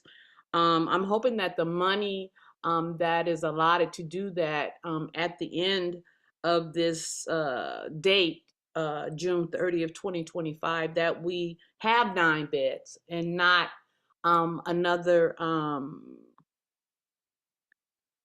contractor asking for more money. It's a vicious cycle, and I just want to say that it would be nice if we could stop this vicious cycle of contractors being contracted and then raising their price. There's no need to have a contract if it's no good next year and we want more money. I'm not understanding that part of this board. And like I said, I pay taxes. I've been here over 10 years. And my money, I would like it to go directly to the people in need. Maybe you want your money to go to the contractors, but my money, if I can designate where it goes, I would like it to go to the people that need it. I work, like I said, I'm on the wellness behavior. Tony Navarro is doing a great job. I appreciate her. I ran for the chair of it, and obviously I didn't win. And I am here to assist the chair and the assistant chair on the wellness behavior department. And I just will start coming to these meetings because I really think that our voices should be heard. We're not represented on the boards. That's the BIPOC community, but we're overrepresented in the prisons, and it's not fair, and we know it's not fair, and it has to change. And the last one would be the A15, and that's to change the bylaws. Those are the ones that whenever you get something comes different, that's what happens. The bylaws change so that you don't have to come to the Board of Supervisors, that you can just change the contract and pay more money to this person without having to bring it to the public. It's less transparency. And I don't think that it should be passed because we need transparency. If you want to take my taxpayer money, I think I have the right to know where you're allocating my taxpayer money to, or where you're taking it from, or what you're doing with it. And I don't think that by changing the bylaws to give a person more authority to move more money without transparency is the right thing to do. So thank you very much. I listened to all of the supervisors today. Your resolutions were very beautiful, and I want you to thank each one of you guys for everything that you do. And I'm just hoping that you consider the BIPOC community and help us out. Thank you very much. Thank you, Denise. Okay, next item is item 21. Madam Clerk, please read that into the record. Chair Lavanino, members of the board, Administrative item 21 is sponsored by the County Executive Office. It is to consider recommendations regarding authorizing the examination of Citivis Advisors, Inc., of sales and transactions and use of tax records for proposed wine business improvement districts.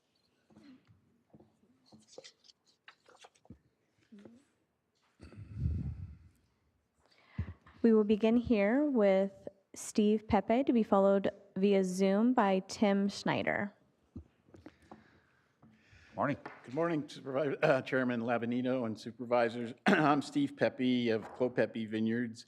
We purchased our property in 1994, and I'm also a founding member of the Santa Rita Hills Wine Growers Alliance.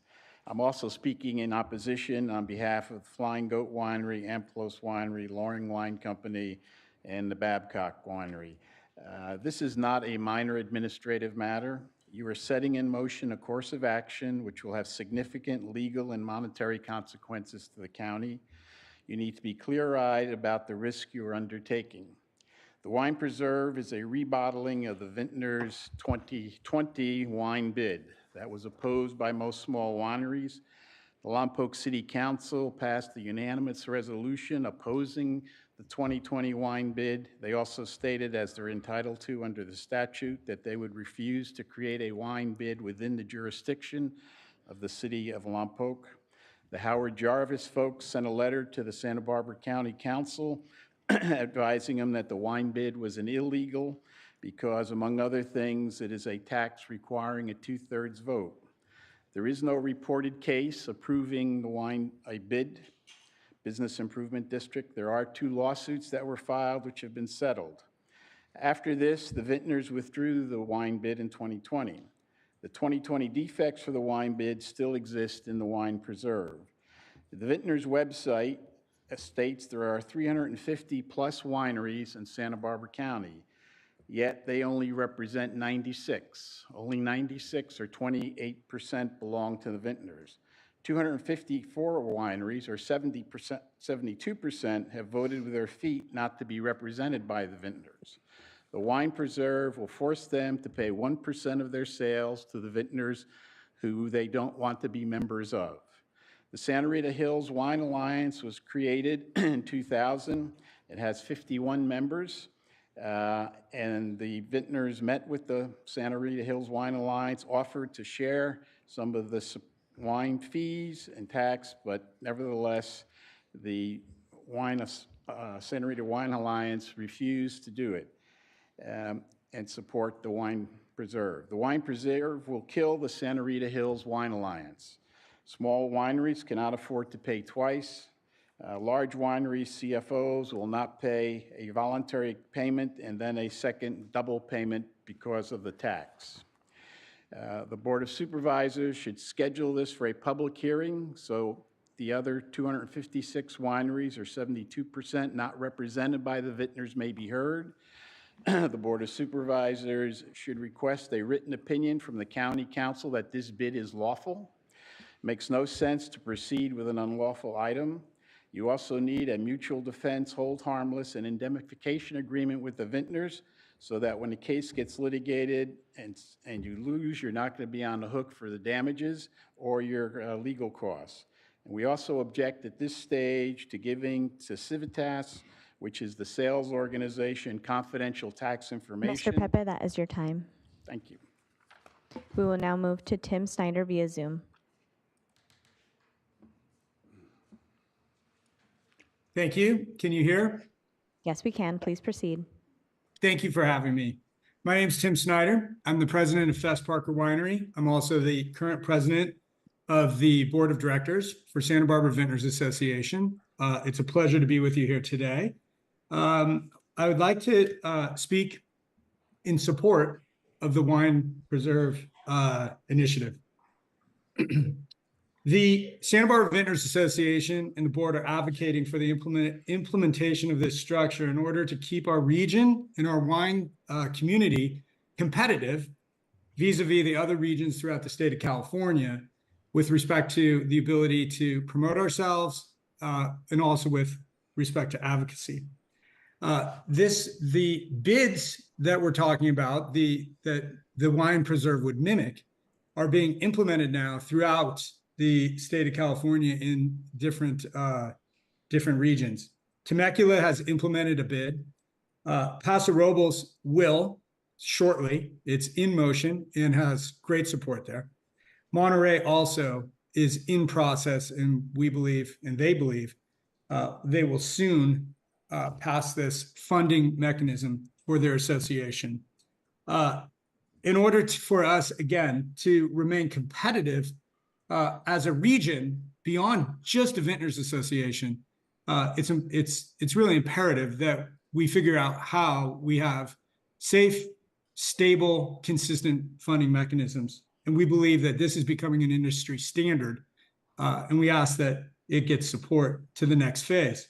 Obviously, the Santa Barbara wine industry contributes significantly to the overall greater good of the county, financially and otherwise. And this actually does have great support among the vintners, contrary to what Mr. Pepe was saying. We've had many discussions beyond vintners members only, and there is quite a bit of support for this, enough to at least move this forward and essentially get it to a vote. With respect to the legality, the Wine Preserve will be set up to mirror the same structures that currently exist and benefit the county today with Visit Santa Barbara, Visit Santa Ynez Valley, and then currently, as I mentioned, in the wine industry with the Temecula Wine Association. All of these are functioning, all of these work. Our structure will be the same. So I take issue with the legality argument. I think there's more to that than essentially is being presented by Mr. Pepe and others. In closing, I'll say this. I think there are many founding families of Santa Barbara wine country. My family, the Parker family, the families behind Foxen, Melville, Mr. Snyder, and newer families. I'm sorry to interrupt you, but that is your time. Thank you very much. Thank you. I appreciate it. Supervisor Nelson. Yes, thank you, Chair Lavanino. I guess my question is for staff. Exactly where we're at in this process. Will there be an additional opportunity for this board to fully vet this? At this point, this seems like we're asking for information to go a little further and not making a determination on whether this board would ultimately support that going to a vote. At this point, I'm agnostic, and open to getting more information from both sides on as this moves forward. I do understand that, we don't necessarily want, the minority rights of people that might be small guys to be, overrun by those that are bigger, but at the same time, there's value that potentially could be derived from this that I'm interested in as well. So I just want to better understand this process, and when will we get to have a more thorough vetting of this concept. CEO Miyasato. Supervisors to the chair, just as far as Supervisor Nelson is correct, all we're asking you today is to approve the resolution that is required for us to then submit confidential tax information to a third party so that the organization can look at the feasibility. But we do have Allison here if you want to have a better understanding of the process. Yes, please. Thank you.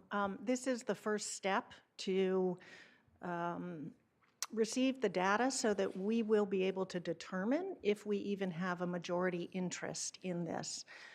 The process and the law requires that we have more than 51% economic support of our industry. We are not able to determine that on our own. So the request before you is to allow Civitas, a third party, to collect the data from the county, hold it confidential, and then assess for the county when the time comes whether or not the wine industry has a 51% majority interest in this process. Through this, we will create a management district plan, which will come back before you, and that will lay out the details of the proposed district. So there will be ample time for both sides to discuss it and explain their position. This is the first step so that we can even move forward in the process. I'm happy to answer any other questions. Supervisor Williams? Yeah, so there's a required action step on page 4 of the report. What action are we taking today on that? I believe the action is to approve a resolution that will allow Civitas to work with HDL, which is your consulting firm that holds the sales tax data for the county of Santa Barbara. So it's step 0. It's step 0, exactly. So we there's cannot still move 8 more forward without steps, this. Yes. including 2 Board of Supervisors hearings that we would have to ratify? Is that my understanding? Yes, yes. So there will be more opportunity to hear and weigh in on this. This is the first step so that we can even begin to move forward with the formation. Okay. All right, thank you very much. That takes us to item A43. Chair Lavanino, members of the board, administrative item 43 is from the Sheriff Coroner's Office and Probation Department. It is to consider recommendations regarding the Sixth Amendment to the agreement with California Forensic Medical Group for the provision of medical and mental health services. It looks like we have 2 requests to speak. We will begin here with Maureen Earls.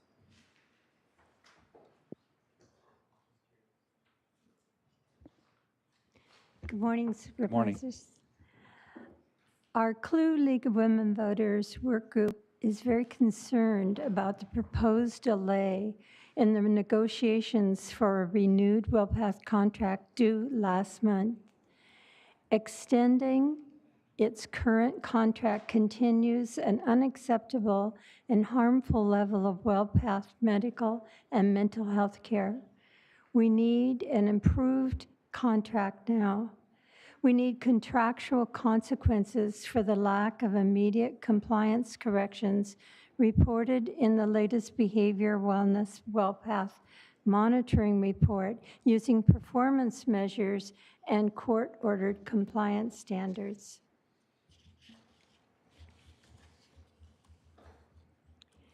You have evidence in the latest second quarter WellPath monitoring report of the danger of deaths and/or harm to people in our jail due to failed compliance.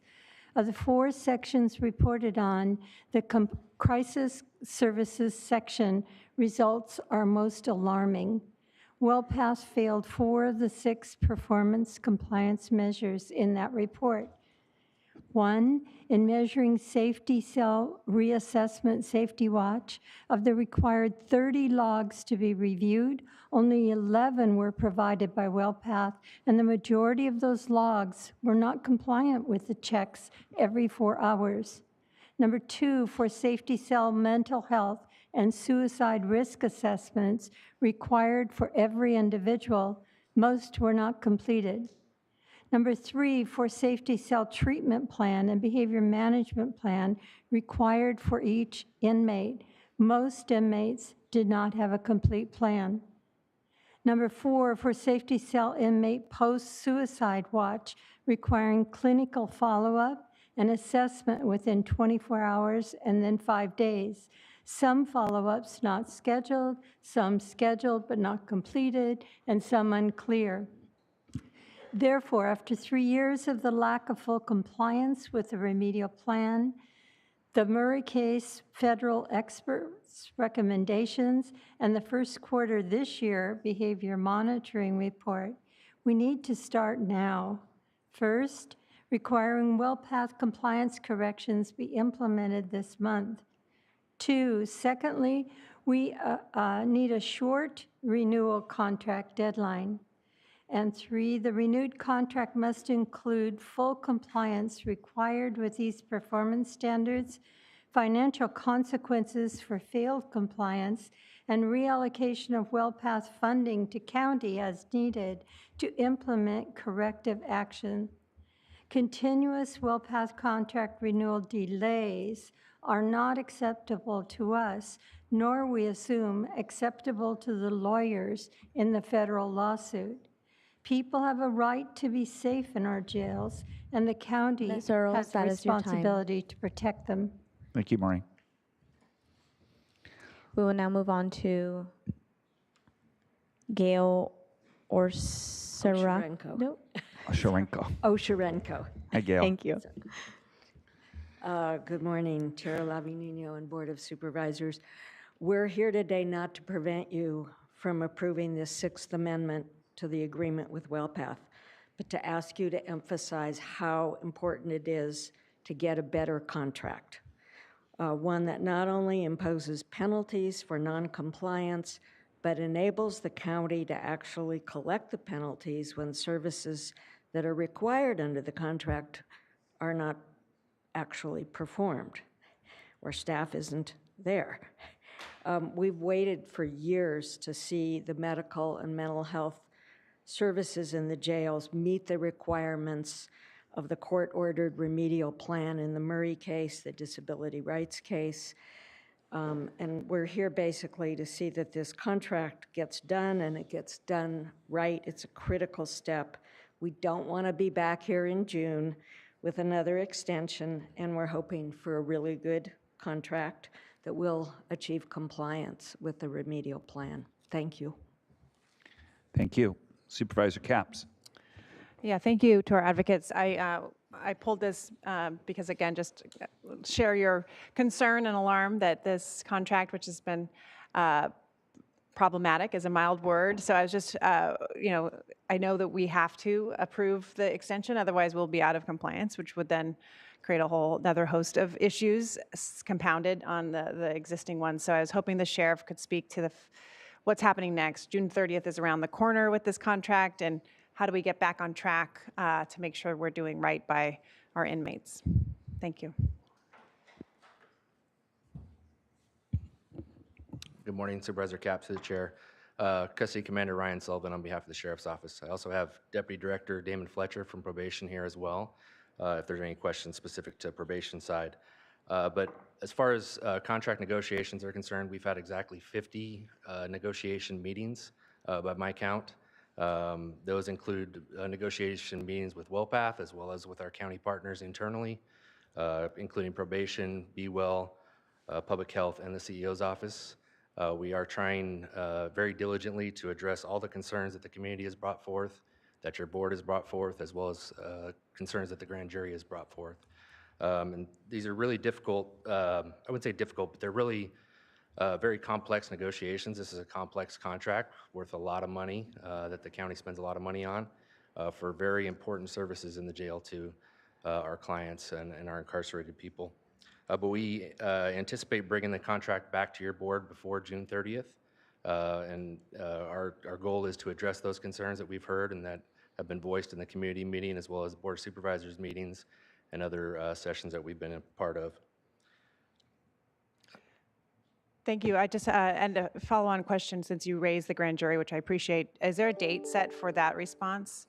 And would the two things go together at all as we approve a new contract and hear your response to the grand jury's findings?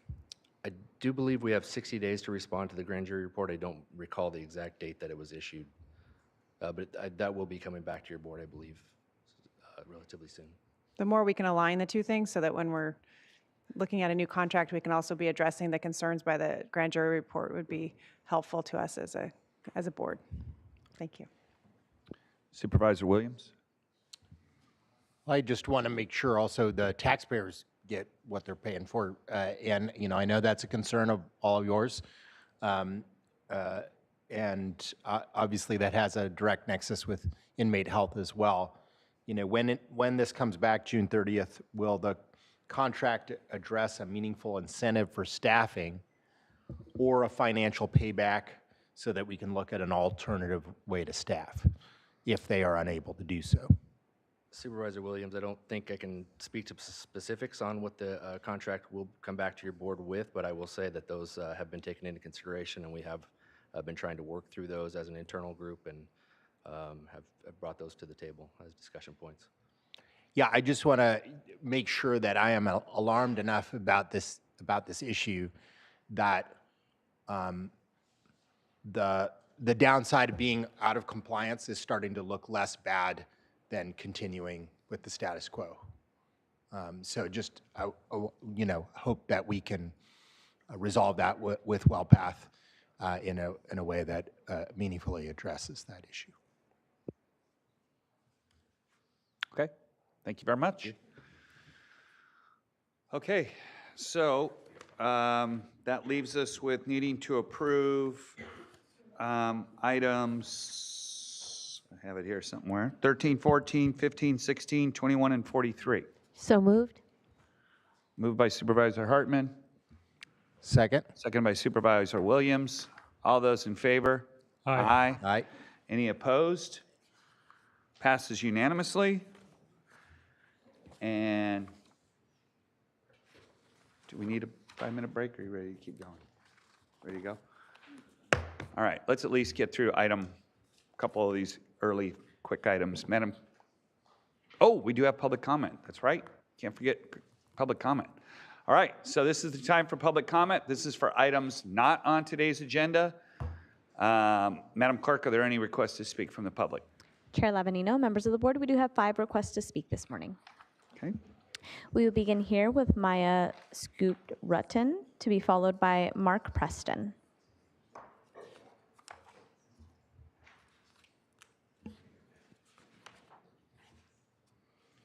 Hello. Thank you for the opportunity. I have some serious concern about the health department. I have a business in town, Chocolate Maya, and we've been here 18 years. The health department usually comes every year to inspect us.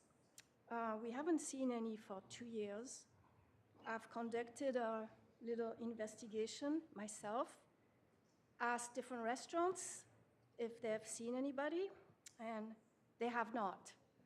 So I'm very worried about it. I also get, I'm sorry, I'm a little nervous. Don't worry about it, we're good. I paid my dues in November for my permit, and usually you get your permit in a couple, 3 weeks. I have not received it. I have called the health department to see what was going on. No answer. Now I'm getting threatening letters from Sacramento telling me that I'm not legal. I haven't paid my dues. Yeah, I'm very worried, especially for the restaurants in Santa Barbara, going out to dinner, knowing what happens in kitchens if they're not inspected. Yeah, I'm very worried about it. That's it. Supervisor Hartman? I noticed that our Director of Environmental Health is here and wonder if you would like to comment or at least meet with the woman outside the hearing room. Okay. He nodded in the affirmative, so, to a meeting, so. And I also wanted to thank the opportunity with a special day coming up to get ethically sourced chocolate from Maya. All right. Hopefully it tastes better. All right. So let's go to it. Does. Makes you Ethical feel better? chocolate tastes All a lot better. Tastes a lot better. All right. Next speaker, please. We will continue with Mark Preston, to be followed by Karen Howenstein. Good morning. My name's Mark Preston. I represent myself and I live in Goleta. Thank you for your service. Thank you for being here. Budget time is busy, so I'm asking you to agendize an item in July, 2 months from now. Get through the budget. It's a hard time for everybody. The Cortese-Knox legislation was designed to protect counties from revenue damage due to the incorporation of municipalities. The revenue neutrality agreements, the RNAs, are the mechanism to assure that neutrality. I am not asking for you to amend the Goleta RNA. At this time, I am not. I am asking you to agendize the fiscal analysis of the current offset between Goleta and the county for common expenses. There's a number out there that the county spends $9 million and Goleta spends $7 million, or whatever that number is. It has not been done since 2014. Nobody knows what that offset is, and that offset needs to be understood to see if there's anything that can be improved going forward. So that's my story. Please advise any questions. I'm going to follow up my comment today with an email to the 5 of you so you're clear on what I'm saying. But the request, in summary, agenda item, fiscal analysis of the offset between county and city expenses that are common to both. Thank you very much. Thank you. I got a minute left. That's good. Karen Howenstein to be followed by Diana Sandoval. Looks like Ms. Howenstein stepped away. She was here earlier. Then we will move on to Diana Sandoval.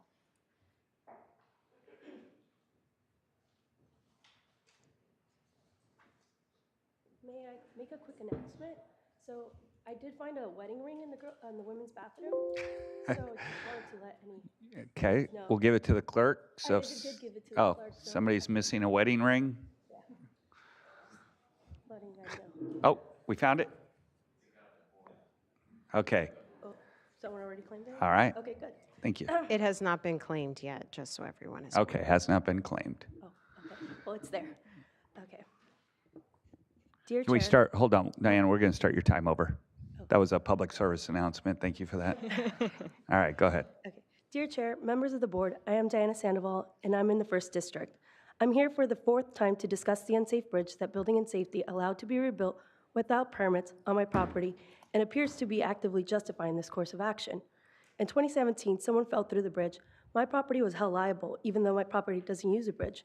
It's a service entrance for a private polo estate, but because I'm the majority owner and it's on my property, I'm legally responsible. Since I spoke on Friday, Inspector Carl Lindberg, building official Craig Johnson, and the county structural engineer conducted a site inspection of the deficient abutments. However, the video recording raises serious concerns.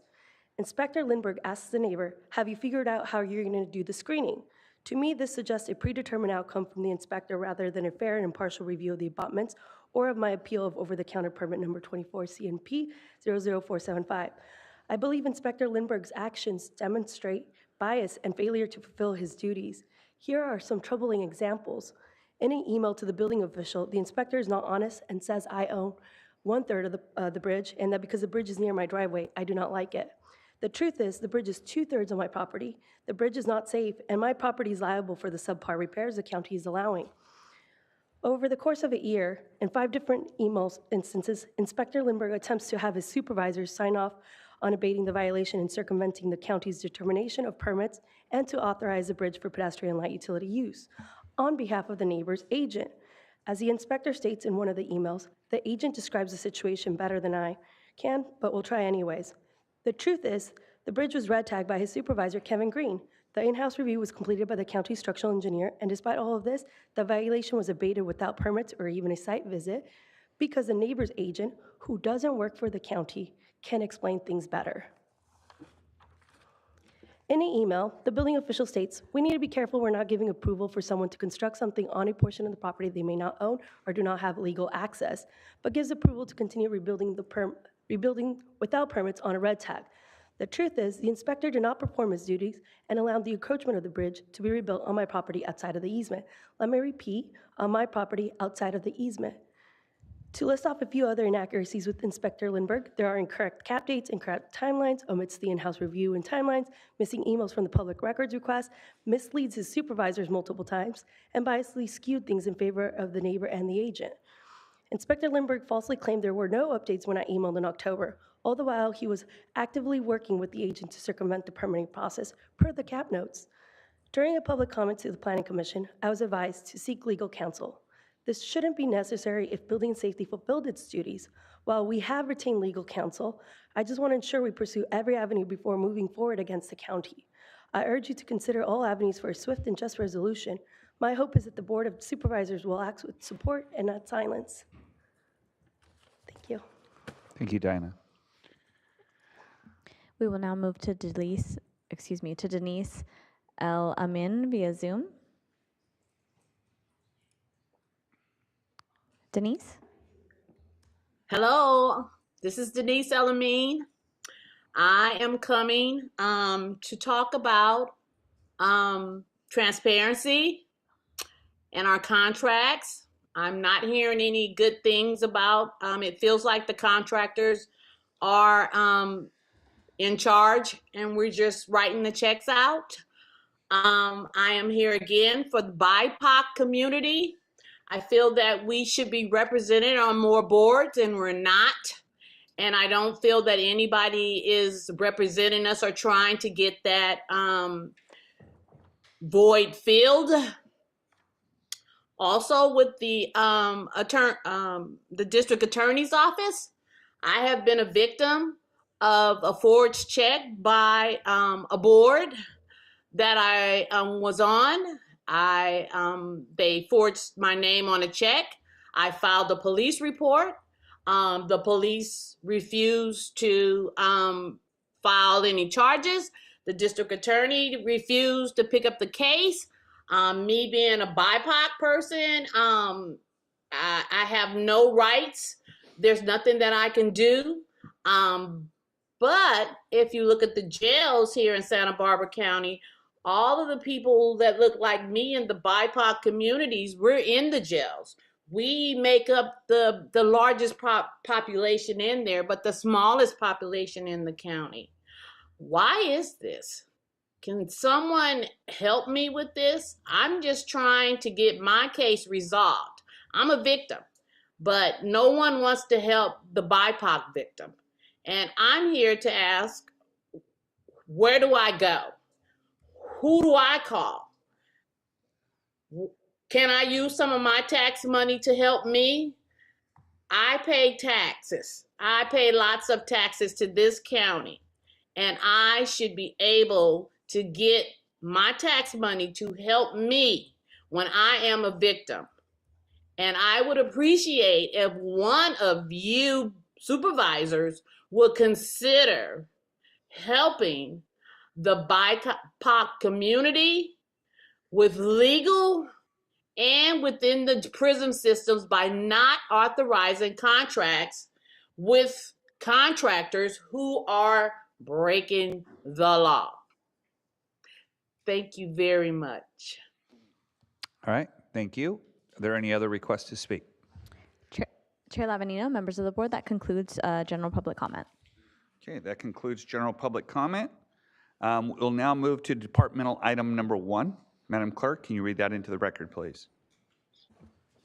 Chair Lavanino, members of the board, departmental item number 1 is from the Planning and Development Department. It is a hearing to consider recommendations regarding the Stanford appeal, case number 23 ALP 21 of the Montecito Planning Commission approval of the Music Academy of the West revised conditional use permit. Case numbers 21 RVP 109 and 21 CDP 129. This project is within the 1st District. I would like to note for the record that there has been a request made from staff to withdraw this item from today's agenda. Okay.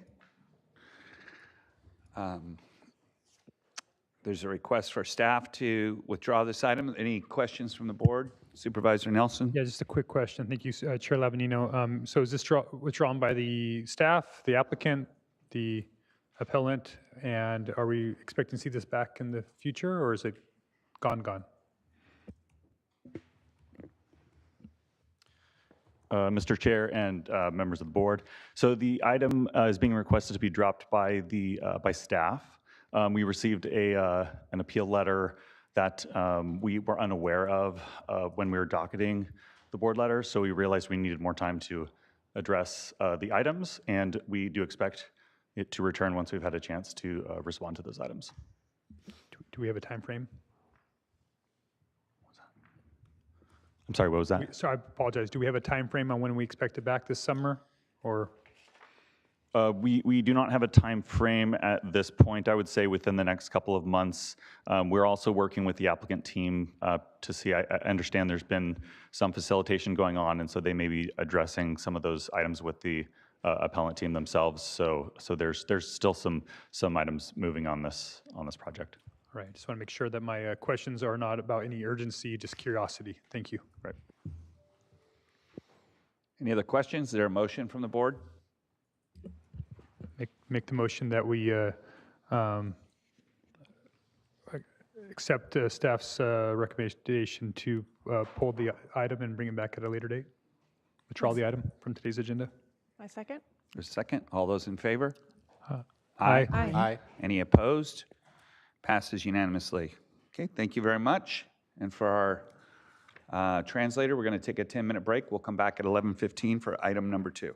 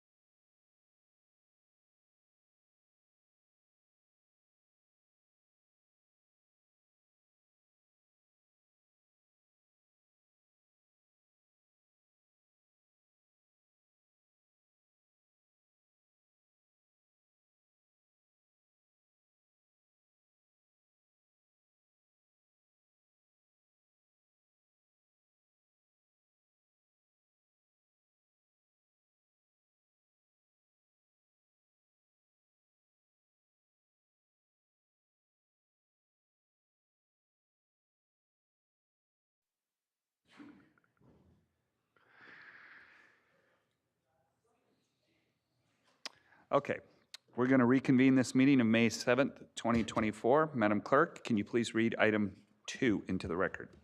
Chair Labanino, members of the board, departmental item number 2 is from the Sheriff Coroner's Office. It is a hearing to consider recommendations regarding the renewal of the Sheriff's Office Military Equipment Use Ordinance. Good morning, Chair Labanino and Supervisors. Under Sheriff Craig Bonner here today, representing the Sheriff's Office. So today we're here to do our annual update to the Board of Supervisors relating to the military equipment use policy and the resolution from the Board of Supervisors. And again, we've got Lieutenant Joe Schmidt, our training manager, who will be doing the majority of the presentation today. And again, just one of the things I want to put out right at the very beginning, although this says military equipment, quote unquote, the reality is the vast majority of what we are talking about today is law enforcement equipment. There are a few items, i.e. the helicopters and the MRAP that we use as a high water vehicle that are in fact true military equipment, but by and large, this is law enforcement equipment that we are talking about. And with that, I'll turn it over to Lieutenant Schmidt. Good morning, Chair Labanino and members of the board. I am Lieutenant Joe Schmidt of the Sheriff's Training Bureau. I'm here to request readoption of the Sheriff's Military Equipment Use Ordinance and Policy. Background: Assembly Bill 481 was signed by Governor Newsom on September 30th, 2021, and made effective January 1st, 2022. On May 17th, 2022, the Board of Supervisors approved the Santa Barbara Sheriff's Military Equipment Policy and Inventory List. Pursuant to AB 481, an annual report is required for as long as the equipment is available for use. AB 481 requires the Sheriff's Office to establish a use policy to be readopted by the Board of Supervisors through an ordinance. It identifies certain specialized law enforcement equipment as military equipment and requires oversight from the Board of Supervisors for purchase and use of what the bill has deemed military equipment. The law requires the Sheriff's Office to create a use policy that has been readopted by the Board of Supervisors after holding a public meeting to seek public input. The purpose is to increase transparency, accountability, and oversight for acquisition and use of this equipment. AB 481 also requires an annual report to summarize equipment use, internal audits, and community feedback. And a community engagement hearing was hosted by the Sheriff's Office on April 25th of this year. Purpose of ordinance. The Sheriff's Office is seeking approval from the Board of Supervisors for the continued acquisition and use of current and future specialized law enforcement equipment, to consider any concerns the public may have about safety, civil rights, and the public's welfare, to approve the current use policies which establish ongoing standards for the safe de-escalation techniques and law enforcement equipment and application consistent with AB 481. The ordinance and use policies will be submitted to the Board of Supervisors for review and approval annually. Now, while the legislation has dubbed these items as military equipment, the reality is this equipment we have been using for years has historically not been obtained from the military. The only military equipment per se that meets the definition in AB 481 that we have acquired for public safety use has been our MRAP rescue vehicle. Purpose of military equipment policy. The purpose of this policy is to provide guidelines for the approval, acquisition, and reporting requirements of military equipment. The policy defines military equipment as items such as drones, command and control vehicles, battering rams, kinetic energy weapons, and specialized firearms are noted in the definition section of this policy. An attachment to the policy is the Sheriff's Office military equipment itself. AB 481 defines the policy as a publicly released document that governs the use of this equipment, including a description of the equipment, its purpose and authorized use, as well as the cost, training, and procedural rules for use. Our inventory and policy list outlines these requirements in detail. The policy itself outlines the duties of a military equipment coordinator within the sheriff's office, which is me. And this coordinator will be responsible for tracking inventory, coordinating an annual community engagement meeting, preparing an annual report for this body, and establishing a procedure for the public to register complaints or inquiries about our equipment use. The policy also defines the timeframes in which the sheriff's office will present the annual report, community engagement meetings, and other mandates in accordance with the law. Impact on public safety. The adoption of this ordinance and policy will allow the sheriff's office to continue to use the equipment necessary to protect the public and our deputies during day-to-day operations and when we respond to critical incidents. Specialized equipment has been used by law enforcement agencies throughout the county and contract cities serviced by the sheriff's office. The need to prevent the escalation of violent situations from becoming a threat to the safety of the community, law enforcement personnel, and suspects. It helps limit and reduce high-risk encounters with violent suspects and provides life-saving tools and options during natural disasters and other non-criminal incidents. As I mentioned, the inventory list defines the purpose of each piece of equipment the sheriff's office currently deploys. Under purpose, you will see terms such as preservation of human life, search and rescue operations, natural disaster response, rapid response to catastrophic events, reduce likelihood of injury to the public and law enforcement personnel, high-risk apprehensions and mitigation of violent criminal behavior, less lethal force options, and de-escalation. Justification for use of equipment. This specialized law enforcement equipment is necessary because there is no reasonable alternative that can achieve the same objective of officer and civilian safety. The proposed law enforcement equipment use policy will safeguard the public's welfare, safety, civil rights, and civil liberties. This equipment is reasonably cost-effective compared to available alternatives that can achieve the same objective of officer and civilian safety, and use of the military equipment complied with the military equipment policy effective at the time of use. Recommended actions. It's recommended that the Board of Supervisors receive and file a presentation regarding an ordinance readopting the Santa Barbara County Sheriff's military equipment use policy. Receive and file the annual military equipment report. Consider and approve the introduction of an ordinance to readopt and amend the Santa Barbara County Sheriff's military equipment use policy, and read the title of the ordinance and waive full reading of the ordinance. And that concludes my presentation. Okay, any questions from the board? Supervisor Hartman. So I just had a couple of process questions. So this is a policy that authorizes you to accept military equipment.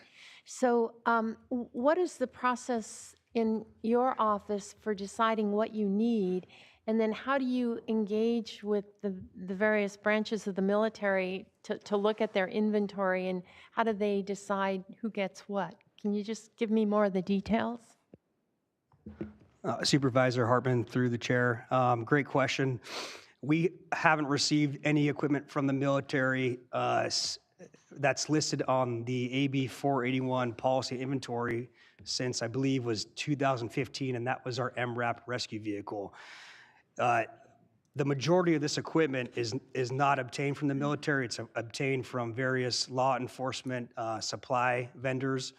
That's used, it's common equipment used throughout the state and the country, and it just so happens to be defined as military equipment per the Assembly Bill. So I can tell you, since I started doing this report in 2021, I have not received any military equipment from the military. We have purchased equipment that is defined as military equipment under the bill, but nothing from the military. Supervisor Capps. Thank you. I know this is an annual kind of a routine vote that's required. I have to say, last year, my first time, I was a little bit alarmed about this, use of military equipment. So I appreciate that you explaining the process, and I appreciate that de-escalation is the first tool. But can you just elaborate to that? I know you spoke to that in the presentation, but just sort of so that we see the full picture and that this equipment isn't the first resort. Absolutely. Supervisor, through the chair. De-escalation is a huge part of what the Sheriff's Office trains on. Every quarterly training involves de-escalation. It's a major focus, and the definition of de-escalation are strategies and techniques that are incorporated into a contact to reduce the intensity of the contact and to use the least amount of force possible. Unfortunately, suspect behavior and violent criminal behavior results in the need to use a higher level of force, and sometimes this equipment is utilized to prevent the escalation of something becoming more. And I could give a quick example. During this reporting period, we had deputies contact a DUI suspect in Orchid. Upon contact, the suspect presented a knife, pulled the knife on deputies, and began to advance toward the deputy sheriffs. One of the deputies retrieved a less lethal 12-gauge launcher, which fires a polymer round. It's a less lethal round. And they were able to subdue that suspect, which clearly a suspect advancing with a knife is potentially a lethal force situation. But before going to lethal force, they deployed the less lethal launcher. The suspect dropped the knife, and that in and of itself was de-escalation. It allowed the deputies to take one step of force before lethal force, and that suspect was taken into custody with minimal injury. So that would be an example of this equipment being used for de-escalation. Thank you so much. Supervisor Williams. Well, I also just want to say the MRAP has provided some real evacuation uses over the past years, and that is a piece of military equipment that's really helped us address emergencies. So I just, wanted to call that out. All right. I believe we have some public comment on this matter. Madam Clerk. Chair Lavanino, members of the board, we do have 4 requests to speak. We will begin via Zoom with Denise Alamin, to be followed by LaWanda Lyons Pruitt. Denise? Hi, I'm Denise Elamine, and I have a real big problem with the military equipment. Military equipment and civil rights should not be said in the same sentence, because when you go to military equipment, all of the BIPOC people, we lose our civil rights immediately. We're gonna die. There's no de-escalation when you're Black or you're a BIPOC. So let's just get past that. They legislated, the legislator legislated this to where you couldn't just come in and get military equipment approved for a reason. For this very reason, for civil rights violation. This is the reason why it's been legislated. The law, there is a law that you have to bring this to the board and have public comment so the public can know that you want to obtain military equipment. The police department does. And you're saying that, oh no, we only want this one little piece of equipment. But you have, once they authorize this and once they pass it, then you have the right to get anything you want if it's under this bill, AB 481. So I am against it. My civil rights, the jails are at capacity, and the majority of the people are people of color. When you use military equipment, you use it against people of color. It's not de-escalating, it's killing us. And nobody on the police force, I don't even know if you have a BIPOC there, or if there's anyone there that's representing the people that the civil rights are being violated. Hey, I understand that we all want to be safe, but it has been proven that there's a lot of stereotyping of people of color. Whenever you go to a situation, if there's a person of color, then, just shoot them dead and nobody will care.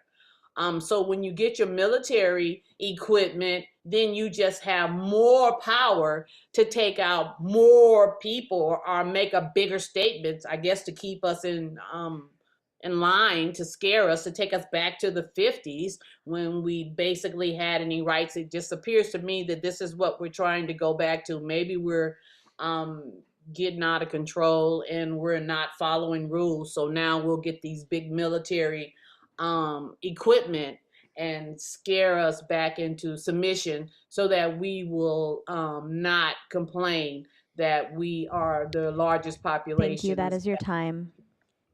Thank you, guys. We will now move to LaWanda Lyons-Pruitt. Good morning. Here in Lavanino, members of the board, LaWanda Lyons-Pruitt, representing the Santa Maria Lompoc branch of the NAACP. We are not opposed to the use of military equipment because we do recognize that there are certain situations when it is helpful to the public, such as if a person is having a mental health crisis and it might save lives. However, there should be transparency. In all situations, we believe that body cams, that they should be worn, and they should also be initiated. I was unaware of the May 25th public meeting. I would like to get on the meeting list so that I can make any comments that I have at that time. In any incident, I believe that they should be restricted.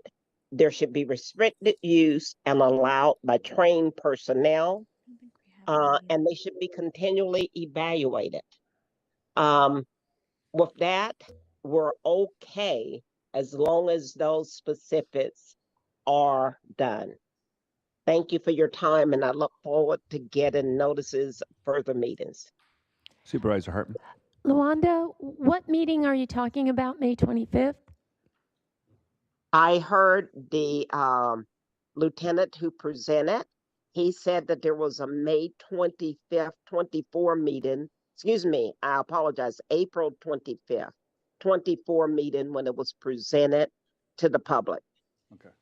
I did not receive public notice. I was unaware of that. I don't know how notice is given. I would like notice and would like to be able to participate. Okay, that's on the record. We'll make sure that, so question for staff is, so every year I know you're required to bring it here, but you also do public outreach as well? Chair Lavanino, that's correct. It's a public meeting. It's held on Zoom. It's held on Teams. So anybody with a phone can either log in to the meeting or with a computer can watch the slideshow presentation that's put on, it's advertised on our website and all social media, all sheriff social media accounts. Okay, I think for next year, it'd be a good idea. Just give us like a week, 2 weeks heads up so that we can get it out to our social media as well and let folks know so that I can make sure that folks like LaWanda, that I know folks that are interested would know about it. So Supervisor Hartman. Yes, and I would suggest you also keep a list of organizations that have an ongoing interest and reach out directly to them. That's what we do in planning. People who say, I have an interest in these kinds of issues, they get automatic notice. Is that possible to do? Absolutely. We'll do that next year and Great. every subsequent year. Thank you. Okay. Thank you. Next. We will now move to Gail Osherenko.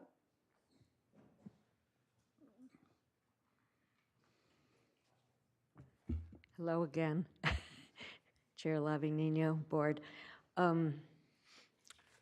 didn't have prepared comments because I mostly came to hear the presentation and understand better what was said and not said in what we could read from the record online.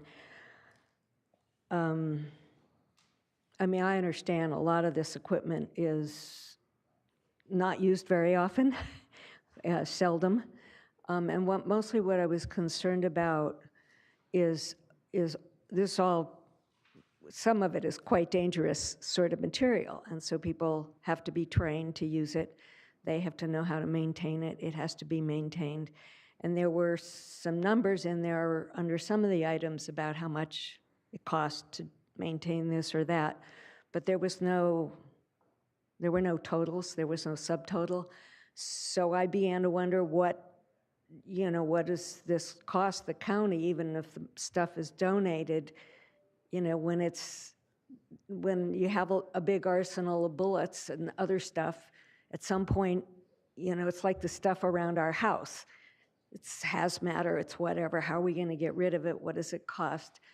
And where I was also concerned about the cost of training when, and by the way, I'm speaking only on my own behalf, just trying to get educated to share the information. But, our groups have been asking for more crisis intervention training for everybody under the sheriff and not getting it. So, and we mean something a little different by de-escalation training. We mean really learning to talk people down. But yes, sometimes you have to use something else. So my question, and then I noticed earlier you approved under the administrative agenda some appropriation that's related to some of this military, or whether it's military or law enforcement stuff. I didn't know, is that a total of what it costs to maintain all this stuff, or was that just specific to the few items? So I just found it less than transparent. I was out of the country on April 25th, but I also, like LaWanda, did not get any notice. I'd love to be notified next year. Thank you. All right, thank you. I'll bring it back to the board. I didn't see any lights on, so I'll just kind of lead off. When I read this, I was kind of struck with some of the equipment that's there. Then I started thinking, we don't know what the other person has either. So when there's, obviously these tools aren't used very often, but they have to be in the tool belt. God forbid we get in a situation where, there are small communities that major things happen in, and I just want to make sure that as long as we're being transparent, we're open to the public about what we have, when we use it, tracking complaints, which again, this is another year of 0 complaints from the public on when items were used. Obviously, we heard at public comment that not everybody's thrilled about the program, but we do track citizen complaints on usage, and there were none. So, it made me unfortunately think about what's the worst case scenario that could happen in Santa Barbara County, and we do have to have, unfortunately, in a changing society, the ability to counter that as well. So, Supervisor Williams. Well, I think that this offers a chance to ask questions and to for the Sheriff's Department to give what has been reasonable answers. So I suppose that it serves the purpose of the legislation, right? Is the chance for transparency. And obviously, if people get better notice next time, there'll be more chance for that. Okay, can I get a motion?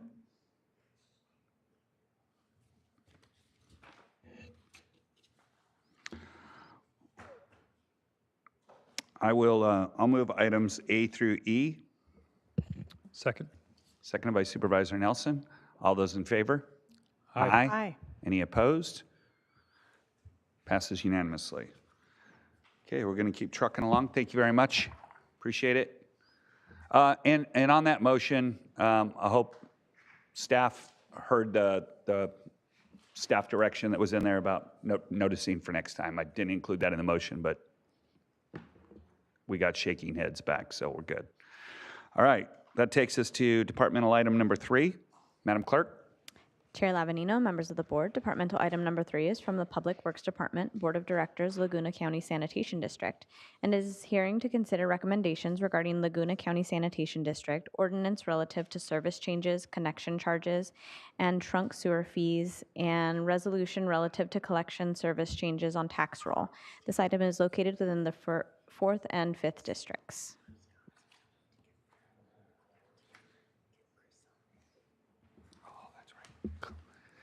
All right, let's go ahead. Mr. Snedden. Chair Lavanino and board members, Chris Snedden with Public Works. I'm just going to introduce our team here of Marty Wilder and Kevin Thompson, who run Laguna Sanitation and our utilities, and turn it over to Kevin to carry you through this presentation. Thank you, Chris. Board of Directors, through the chair, today's recommendation are for sewer rate charges and fees for next fiscal year. Laguna County Sanitation District is a dependent special district created by the County of Santa Barbara in 1958 to address rising housing needs. It provides wastewater services to Orcutt and southern portions of the unincorporated Santa Maria area. The district is regulated by several agencies and permits. Our mission is to conserve and protect water resources. The district is currently in construction with its Phase 1 plant upgrade project.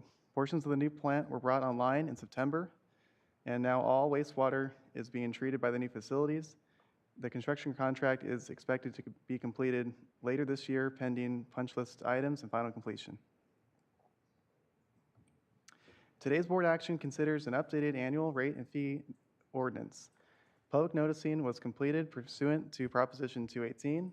We did receive one valid protest. The hearing date was published pursuant to the Government Code in the Santa Maria Times. Sewer charges pay for annual operation, maintenance, replacement, and reserves. It is assessed and collected on the tax roll. This year, we are in the last year of a 5-year rate study that proposed a rate increase of 1.5%. By comparison, the CPI was 3.5%. The annual sewer service charge for a residential unit equivalent rate is proposed to be at $1,138.37. Over the last year, that's an increase of $16.82 or $1.40 a month, with a monthly rate of $94.86. Multiple family residential rates are charged $924.79 annually. Schools are charged at $59.05 per capita per year, and commercial is charged based on flow and wastewater loading. Countywide, we have a table here that shows the level of treatment by agency, how much their monthly rate is, and if they have a % increase. Laguna is at $94.86, and the average is $79.75. This next table shows the average of the water and sewer bill combined. We show this comparison because the sanitation district does a couple of functions that in some cases the water fund for other agencies do. Laguna Sanitation recycles water, whereas that is paid for by the water fund by Santa Barbara and Goleta, for example. Also, our prior upgrade in 2001 was to comply with regulatory requirements to reduce salts in the effluent. That was handled in the Santa Maria Basin by the city of Santa Maria and Guadalupe by buying state water. While Golden State Water did buy some state water, it wasn't enough to affect the water quality coming in. The countywide average is $181.79 per year. The Laguna and Golden State combined is $158.82 per year. This action also recommends setting developer charges and fees for next year. New development pays for trunk line fees, which fund collection system improvements, and connection charges to fund treatment and discharge improvements. The developer fees are adjusted per index as prescribed by ordinance or agreement. The connection charge per residential unit equivalent is adjusted based on the construction cost index, which was 9.4%, and therefore $10,676 per home. The district completed the construction of the Dutard trunk line in 2001. This fee is also based on the construction cost index with a resulting fee of $1,363 per home. The Bradley trunk line was built by a developer. We have a reimbursement agreement, which is based on the prime rate, which was 8.5%, resulting in $3,498 per home. Recommending therefore that the board adopt the ordinance setting the rates and fees for fiscal year 2024 to 2025. Questions? Okay, their request to speak from the public. Chair Lavanino, members of the board, we have no request to speak for this item. Okay, Supervisor Nelson. Yes, thank you, Chair Lavanino. And as Laguna Sanitation's mostly my district, and I think I'm the only ratepayer up here. I wanted to jump out and just thank you guys for the work here. I'm not enthusiastic about increased fees, but what I'm also not enthusiastic about is a lack of maintenance and maintaining the infrastructure and the investment that we have in our county. And that takes money, especially as costs continue to increase. So I think that this increase is modest. I think it also reflects the fact that we made some significant investments in the last 10 years that have allowed us to only make modest increases at this point. And we're seeing other costs go up significantly in other places. And 1.4% is rather small. I understand that is still a chunk out of many of my constituents' pocketbooks, especially as many of them on fixed incomes. This often hits my seniors and those who live in mobile home parks the most. And I sympathize with them, but I also realize that for years they potentially underpaid because we had not been having sewer fees that reflect the actual cost and maintenance of a sewer plant that was operational under the regulations that are necessary in our state. So I think we've ridden that ship out, and now we're on calm waters. And I hope that we can continue to keep these modest increases moving forward, where we increase these costs to maintain the facility at an appropriate level, but at the same time understand that the money that's going to this is coming out of the pocketbooks of the families in our community. So I'm more than happy to support this today, and I make a motion to approve staff recommendation. Okay. Motion by Supervisor Nelson. Second. Second by Supervisor Hartman. All those in favor? Aye. Aye. Any opposed? Passes unanimously. That's going to take us to departmental item number 4. Madam Clerk. Chair Lavanino and members of the board, departmental item number 4 is from the Public Works Department. It is a hearing to consider recommendations regarding County Service Area 12, Mission Canyon Sewer District, resolution relative to collection of sewer service charges and sewer connection charges on the tax roll. This item is located within the 1st District.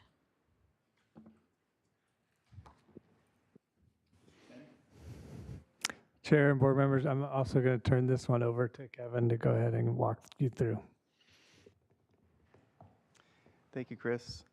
Board of Supervisors through the chair. This action is for the sewer rate ordinance for fiscal year 2024, 2025 for the Mission Canyon Sewer District, also known as County Service Area 12. The County of Santa Barbara administers the service area encompassing the Mission Canyon area, named County Service Area 12.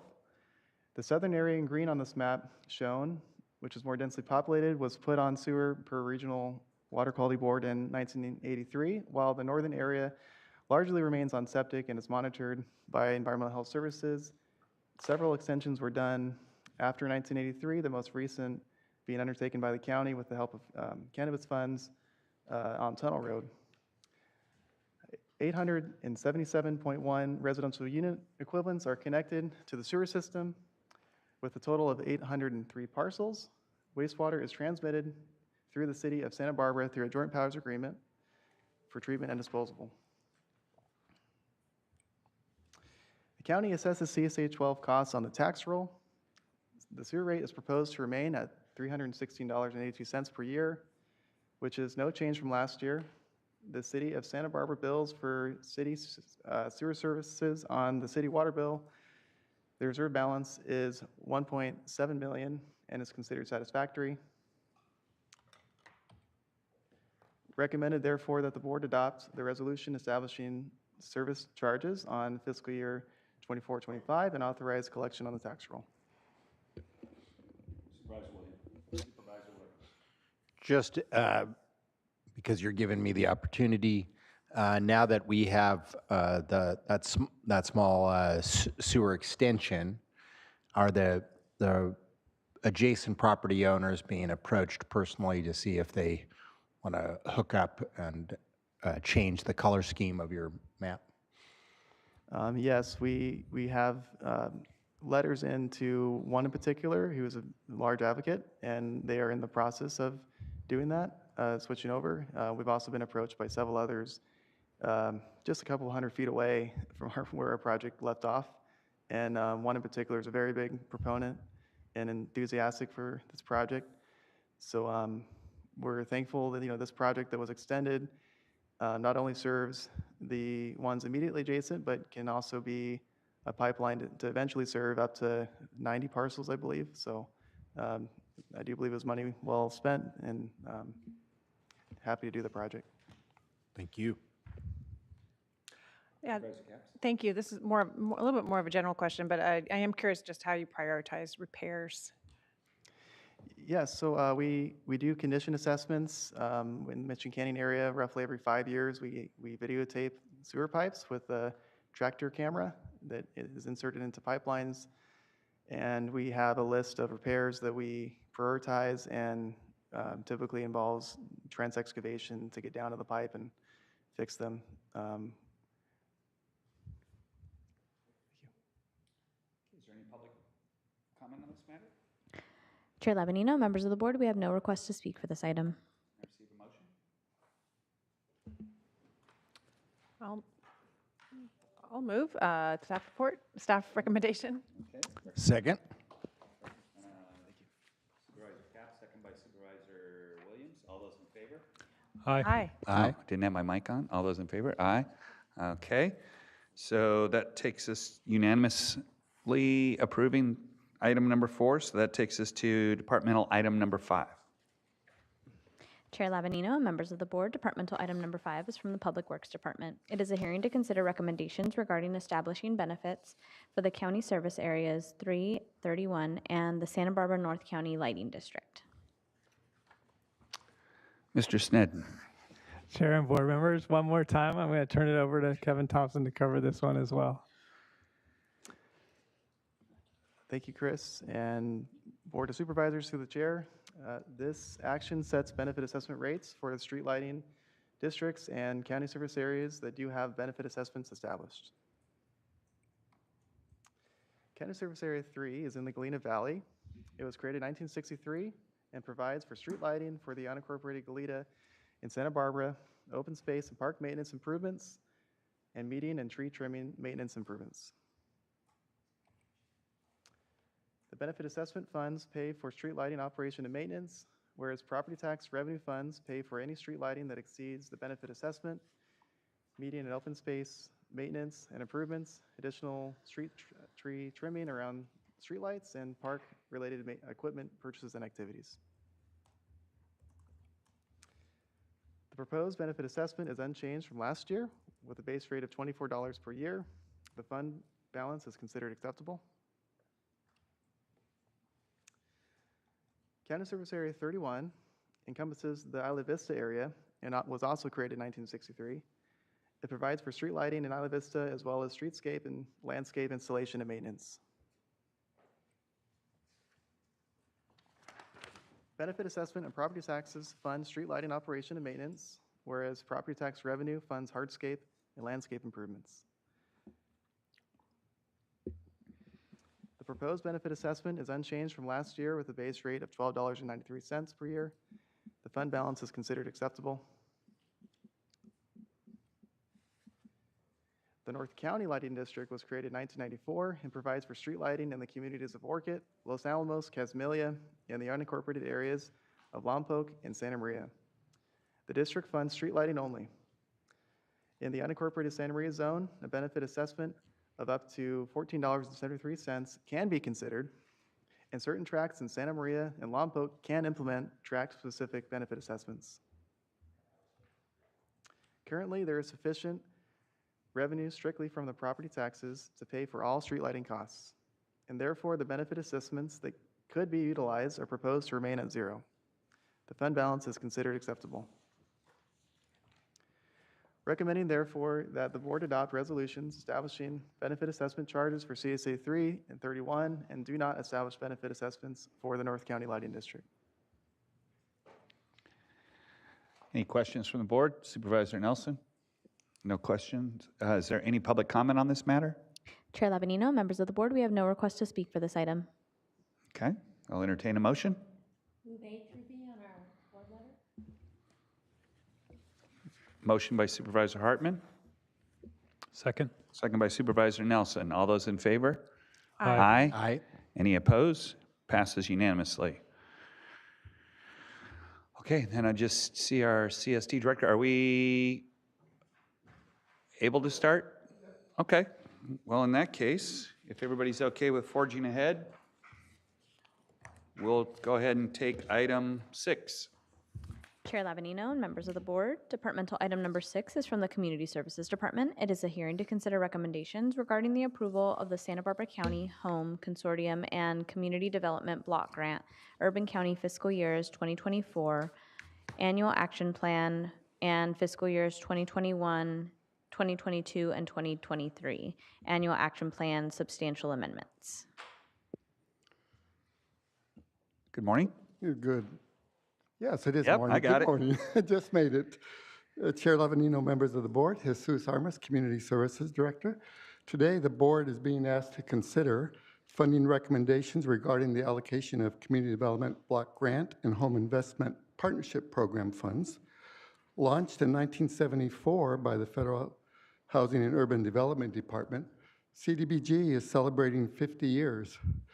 Its sibling, Home, is likewise celebrating an important milestone, having been approved by Congress in 1994, over 3 decades ago. At their core, both programs are designed to address the needs of low and moderate income residents, albeit in slightly different ways. To elaborate, I'd like to ask the staff to begin the presentation, to review the recommended allocations, and then we'll be available to respond to particular questions. So Lucille, if you would, please. Great, thank you. Good morning, members of the board. My name is Lucille Boss, and I'm serving as Housing Programs Manager in an interim role. And to do our introduction slide, I'll turn it over to HCD Joe Dzvonek. I gotta say, your timing is impeccable, man. That was, you just like floated in right on the announcement. Forget all the pregame. Let's go.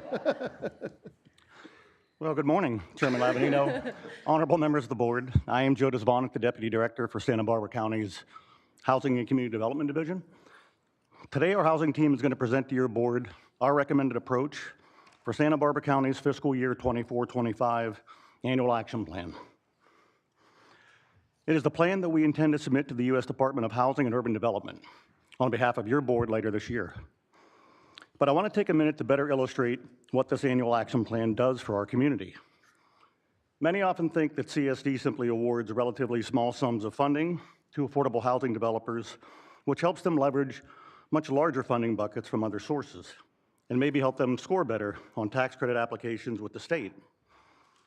While this is true, and something we are delighted to do, what this action plan accomplishes on behalf of your board has other direct impacts on the community that many may not realize. For example, on our slide here, we see in North County the building of Escalante Meadows, which replaced a nearly 70-year-old public housing project in the proud, hardworking city of Guadalupe. In Mid-County, we see an excited family moving into their home, a dream made possible by using the tenant-based rental assistance program. In Santa Barbara County, this is a program administered by our County Housing Authority on behalf of the city of Lompoc and directly by the city of Santa Maria using home investment partnership funds. The county staff also administers TBRA using home ARP funding. And finally, in South County, we see the delivery of meals to our senior citizens, many of whom live alone without much or even any family or friends to help care for them as they deal with mobility and financial issues, or are just plain unable to provide food and cook for themselves. This action plan represents the culmination of a unique, robust, and comprehensive dialogue that has occurred across our county community over the last year, and one that occurs every year. We have multiple funding consortiums that help the county equitably evaluate potential investments for our community development and home funds. And these are consortiums that include the county and nearly all cities. We have the Capital Loan Committee and multiple Human Services Commission sessions that ultimately help shape what we are going to present here today. I want to assure this board and everyone listening today that we are a well-connected community and one where we all strive as public servants to maximize the quality of living for each of our citizens using the limited funds we have available to us. Next slide, please. In our presentation today, we asked this board to receive and file this presentation, approve recommendations for awarding both Community Development Block Grant and Home Investment Partnership Program funds, and direct staff to include those awards in the action plan, adopt a resolution allowing staff to move forward with finalizing and submitting this action plan to the U.S. Department of Housing and Urban Development. And finally, we also ask your board today to provide staff any direction and guidance you feel are appropriate and necessary. So I now turn it over to the Community Services Department's Housing and Programs Manager, Lucille Boss.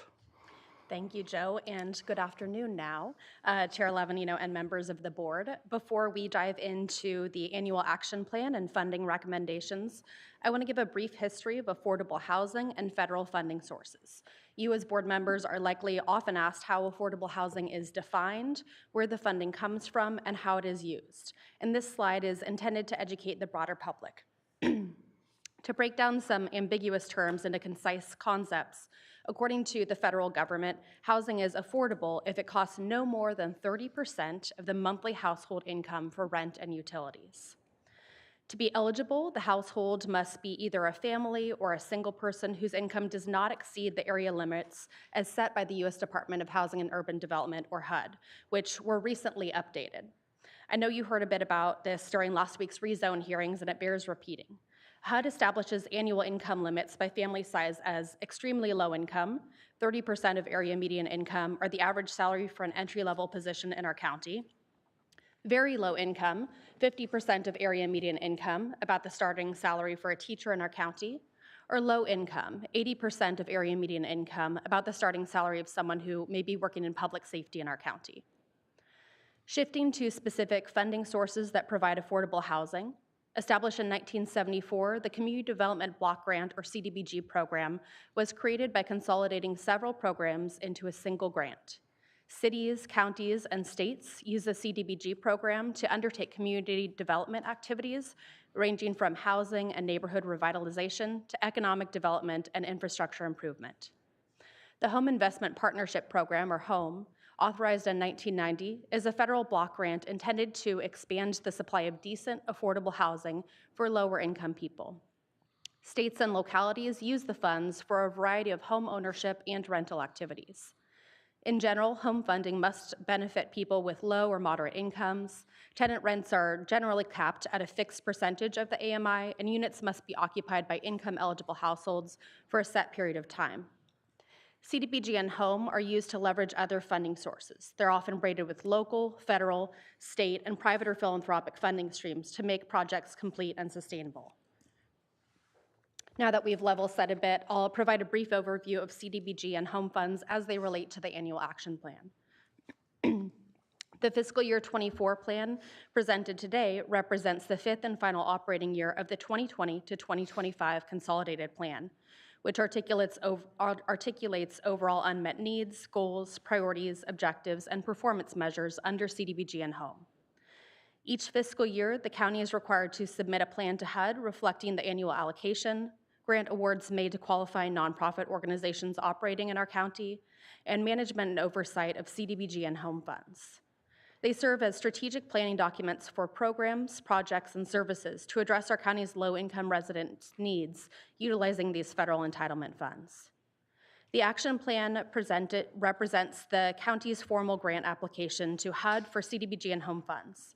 In addition, the county is required to submit to HUD an action plan substantial amendment when prior year funds are used for a project or program not previously included in that year's action plan.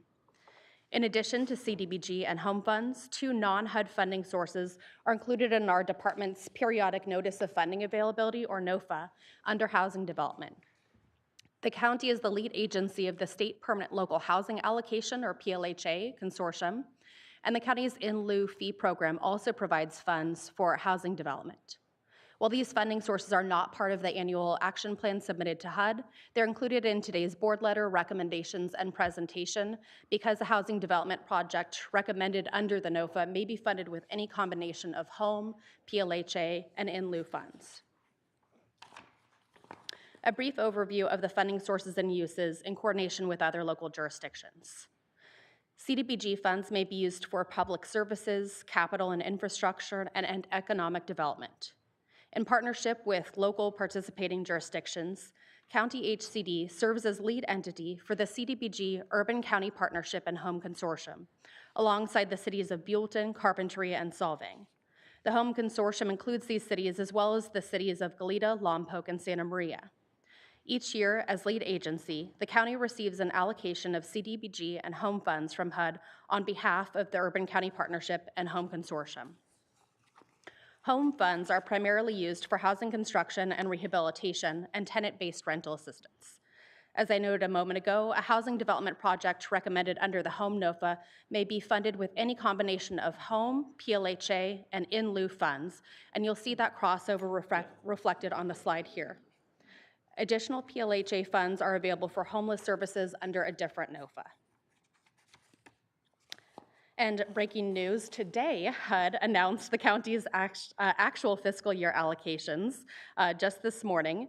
And today's presentation and board letter includes estimated allocations and a contingency plan, which will be used, describing how project funding will be adjusted to reflect a lower actual allocation amount.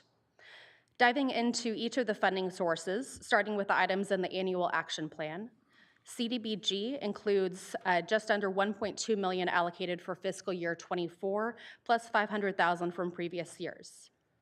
The CDBG program funds are utilized primarily for capital projects and public services programs with a cap of 15% of the annual allocation, which may be allotted to public services. The county retains 20% of the annual CDBG entitlement allocation for program administration. Priority is given to projects that are ready to proceed, and any unallocated CDBG funds and program income are added to the following year's NOFA to be made available to capital projects.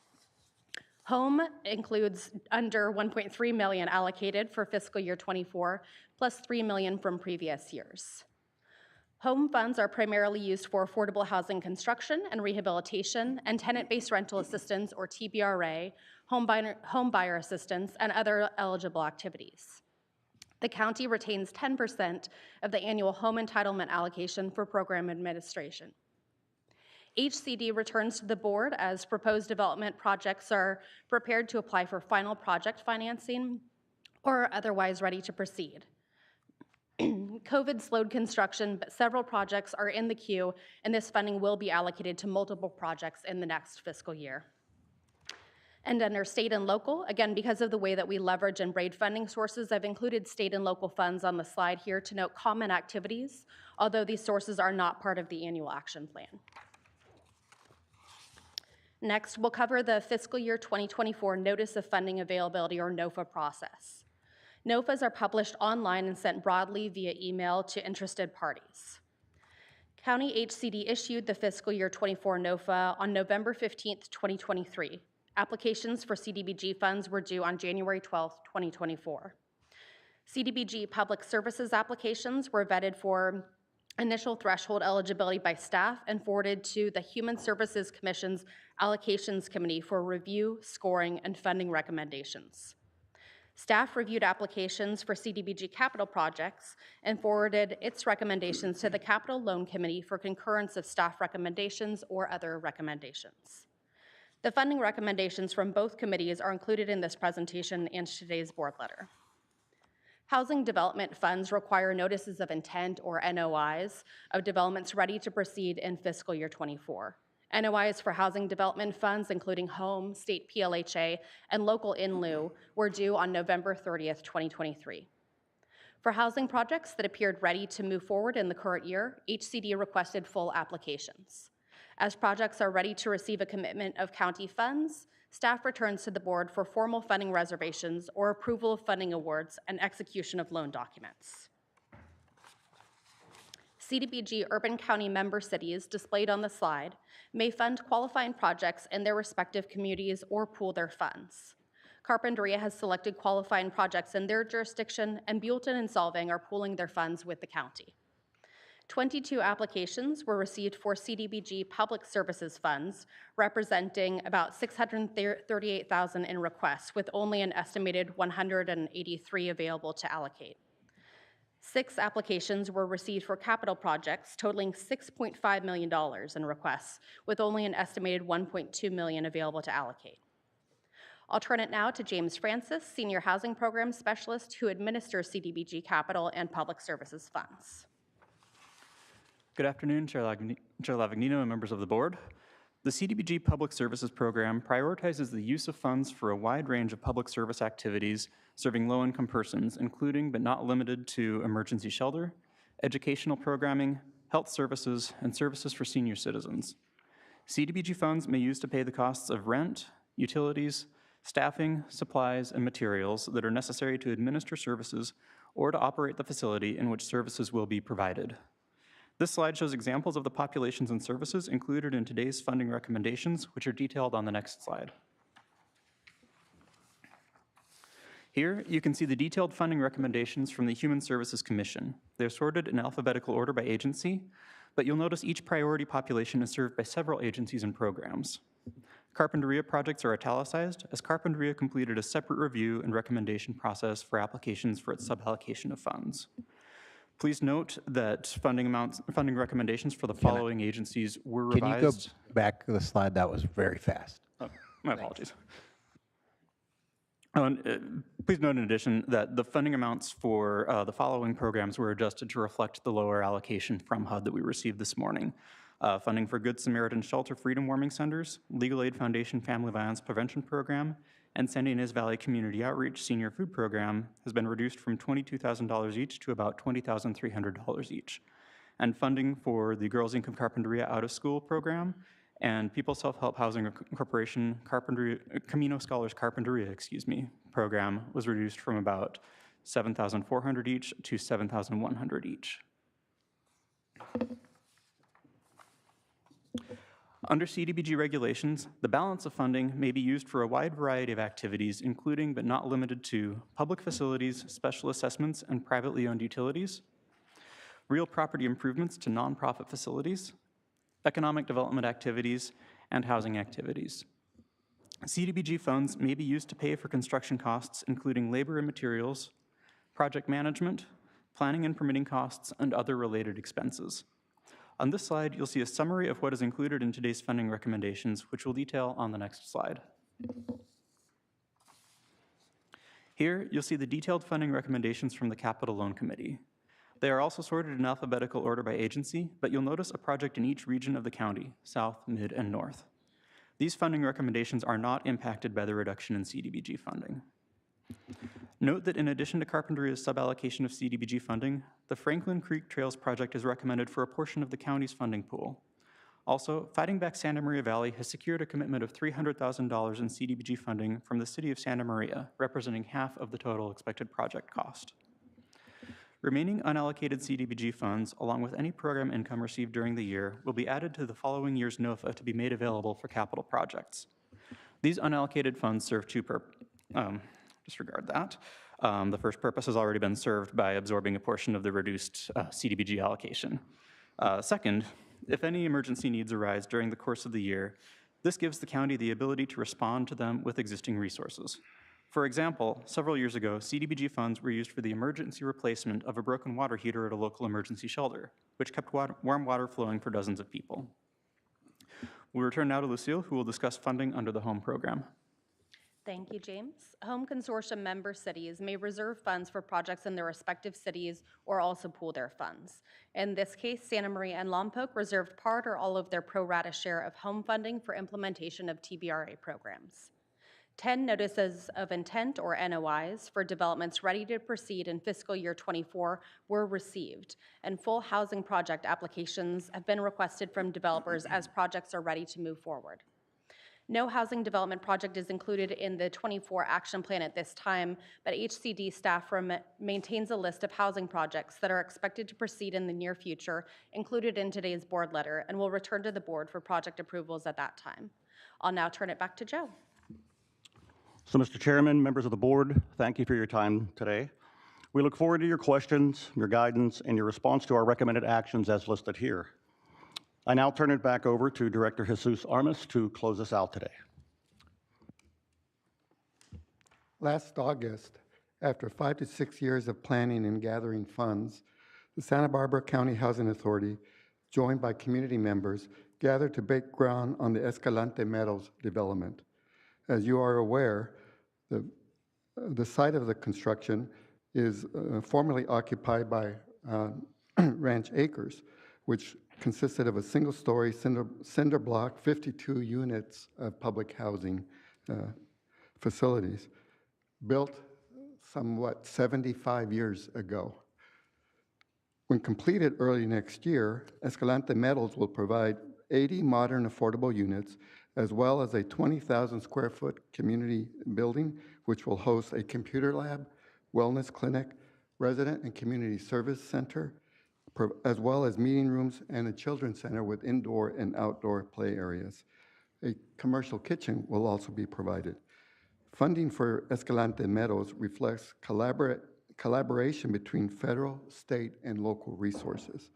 The county provided over $500,000, which was augmented with over $800,000 from the City of Santa Barbara's CDBG funds. In addition, Representative Carbajal provided and secured $2.5 million, while Senator Limon secured $3 million. This wonderful development is a testament to what is possible when we work together and pool our resources to realize an important community benefit. With that, staff is ready to respond to your questions or your concerns. Thank you very much. Questions for staff? Supervisor Williams and then Supervisor Capps. Yeah, the CDBG capital recommendation has the $570,000 for the trail. And what of that, what portion was Carpinteria and what portion was the collective? Or is that just our portion? And if it's just our portion, what's the total amount, including Carpinteria's? I think we don't have that information right now, Supervisor. We'll get that back to you. Okay, great. Supervisor Capps.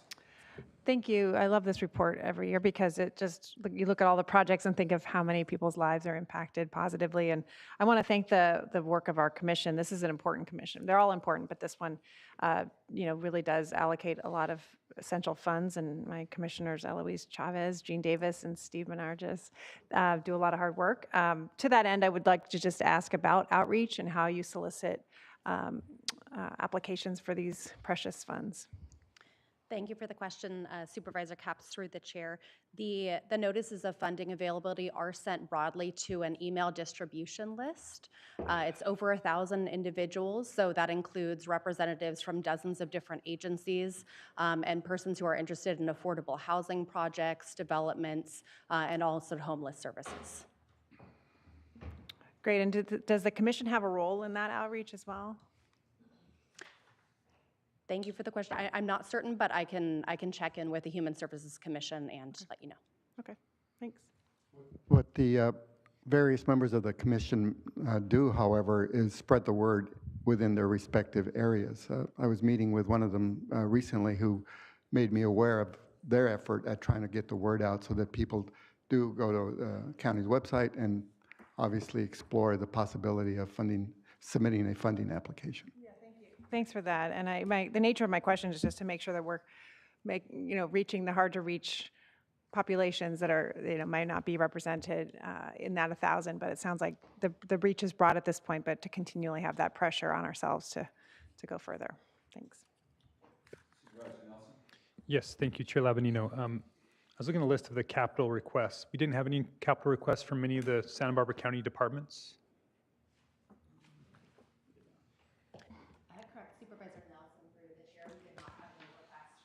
don't think your mic's on right there. Is it? Nope, there you go. Apologies. That's okay. We did not receive any requests from county departments. So nothing from parks or general services or? We did not. Interesting. Okay. And then Fighting Back Santa Maria Valley, they've asked for $600,000. I know that they were getting some money from the city of Santa Maria from their CDBG funds as well. Is that 600, the 299 from us and the 300 from them, or were they asking for 600 from Santa Barbara County specifically? Supervisor Nelson, they did request a full 600,000 with the 299 coming from the county and 300 from the city of Santa Maria. I believe Mr. Francis can answer about the full request amount. That is correct. They originally requested the full amount from both us and from the city of Santa Maria. In collaboration with the city of Santa Maria, we determined that each of us would recommend 50% of the funding amount. Okay, great, thank you. And then the Franklin Creek Trail improvements, is that within the city limits or is that outside the city limits where that portion of the trail improvements would be taking place? That is within the city limits of Carpinteria. Okay. And I think the reason I ask some of those questions is one of my frustrations about the CDBG capital process that we go through is that we get an allocation based on our unincorporated population. So all the cities get a allocation for their cities, which they spend on their city residents. And it's always a little bit of a frustrating thing for me to sit up here and see us get it based on our unincorporated population and then go spend it on the cities. And I'm sure it's a worthy project in Carpinteria. I'm not trying to say that it's not. And I'm sure there's a lot of unincorporated residents who will enjoy those operations in the cities.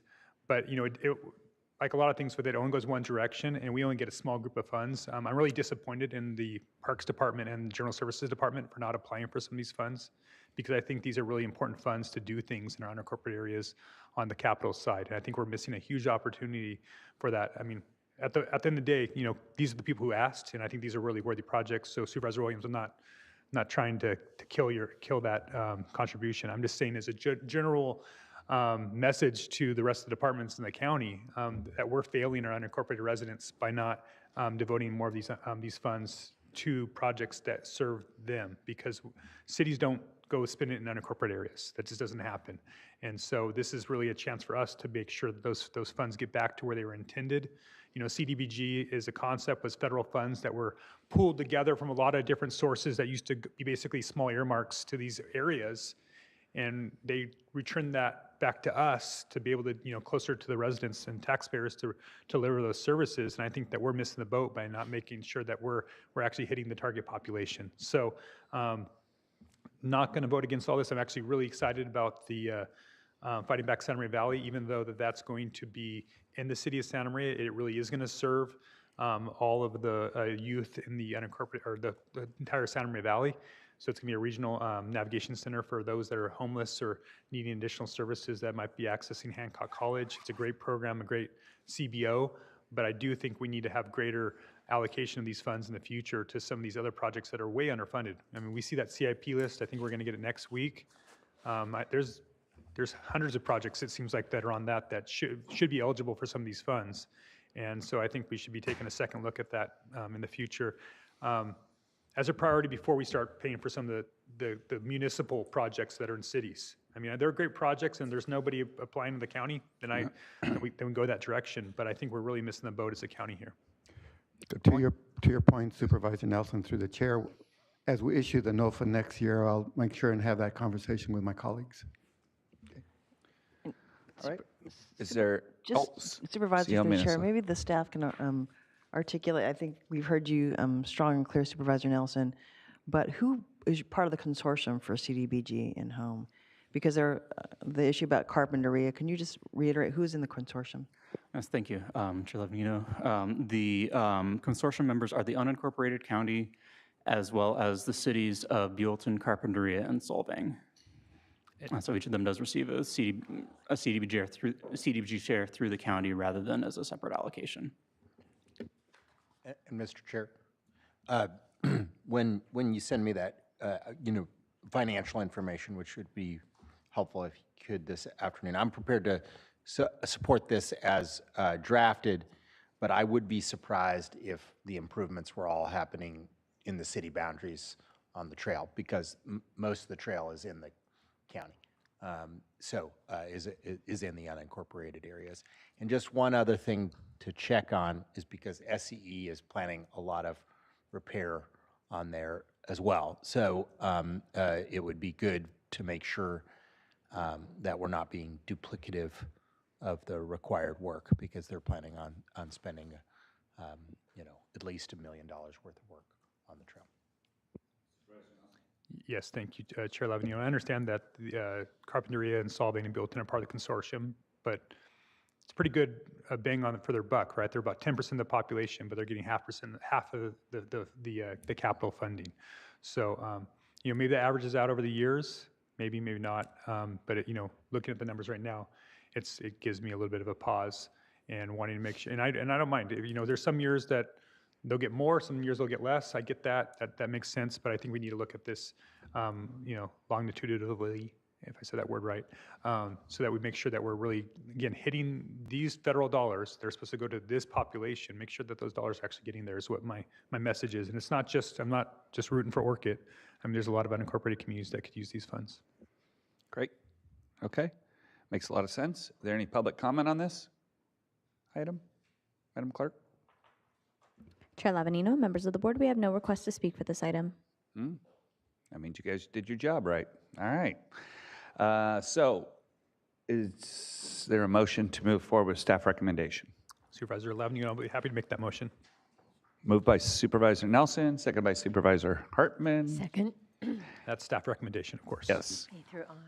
All those in favor? Aye. Aye. Any opposed? Passes unanimously. Good job. Perfect timing there. Sorry about that. We have to move a little quicker than we thought. So this takes us to closed session. County Council, could you please read in what we're going to be talking about today? Thank you, Mr. Chair, members of the board. The board's scheduled for 2 items in closed session: public employee performance evaluation and public employee appointment, reappointment for County Council. And you're thinking about an hour? Yes. Okay, so we'll be back at 1:30 or close to.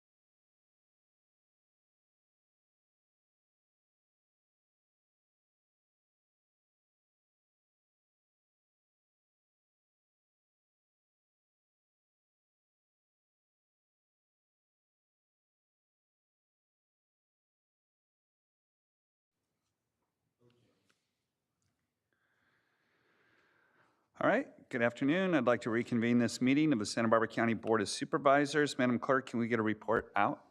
Chair Lavanino, members of the board met in closed session on public employee appointment reappointment for County Council. The board voted unanimously to reappoint Rachel Van Mullen as County Council.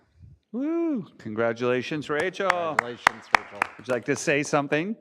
Oh, well, thank you. I appreciate the reappointment. I was actually just going to add to the report that we also met in closed session on performance evaluation and took no reportable action.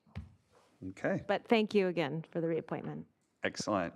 Okay, with that, we are, what's it called? Adjourned until June 4th.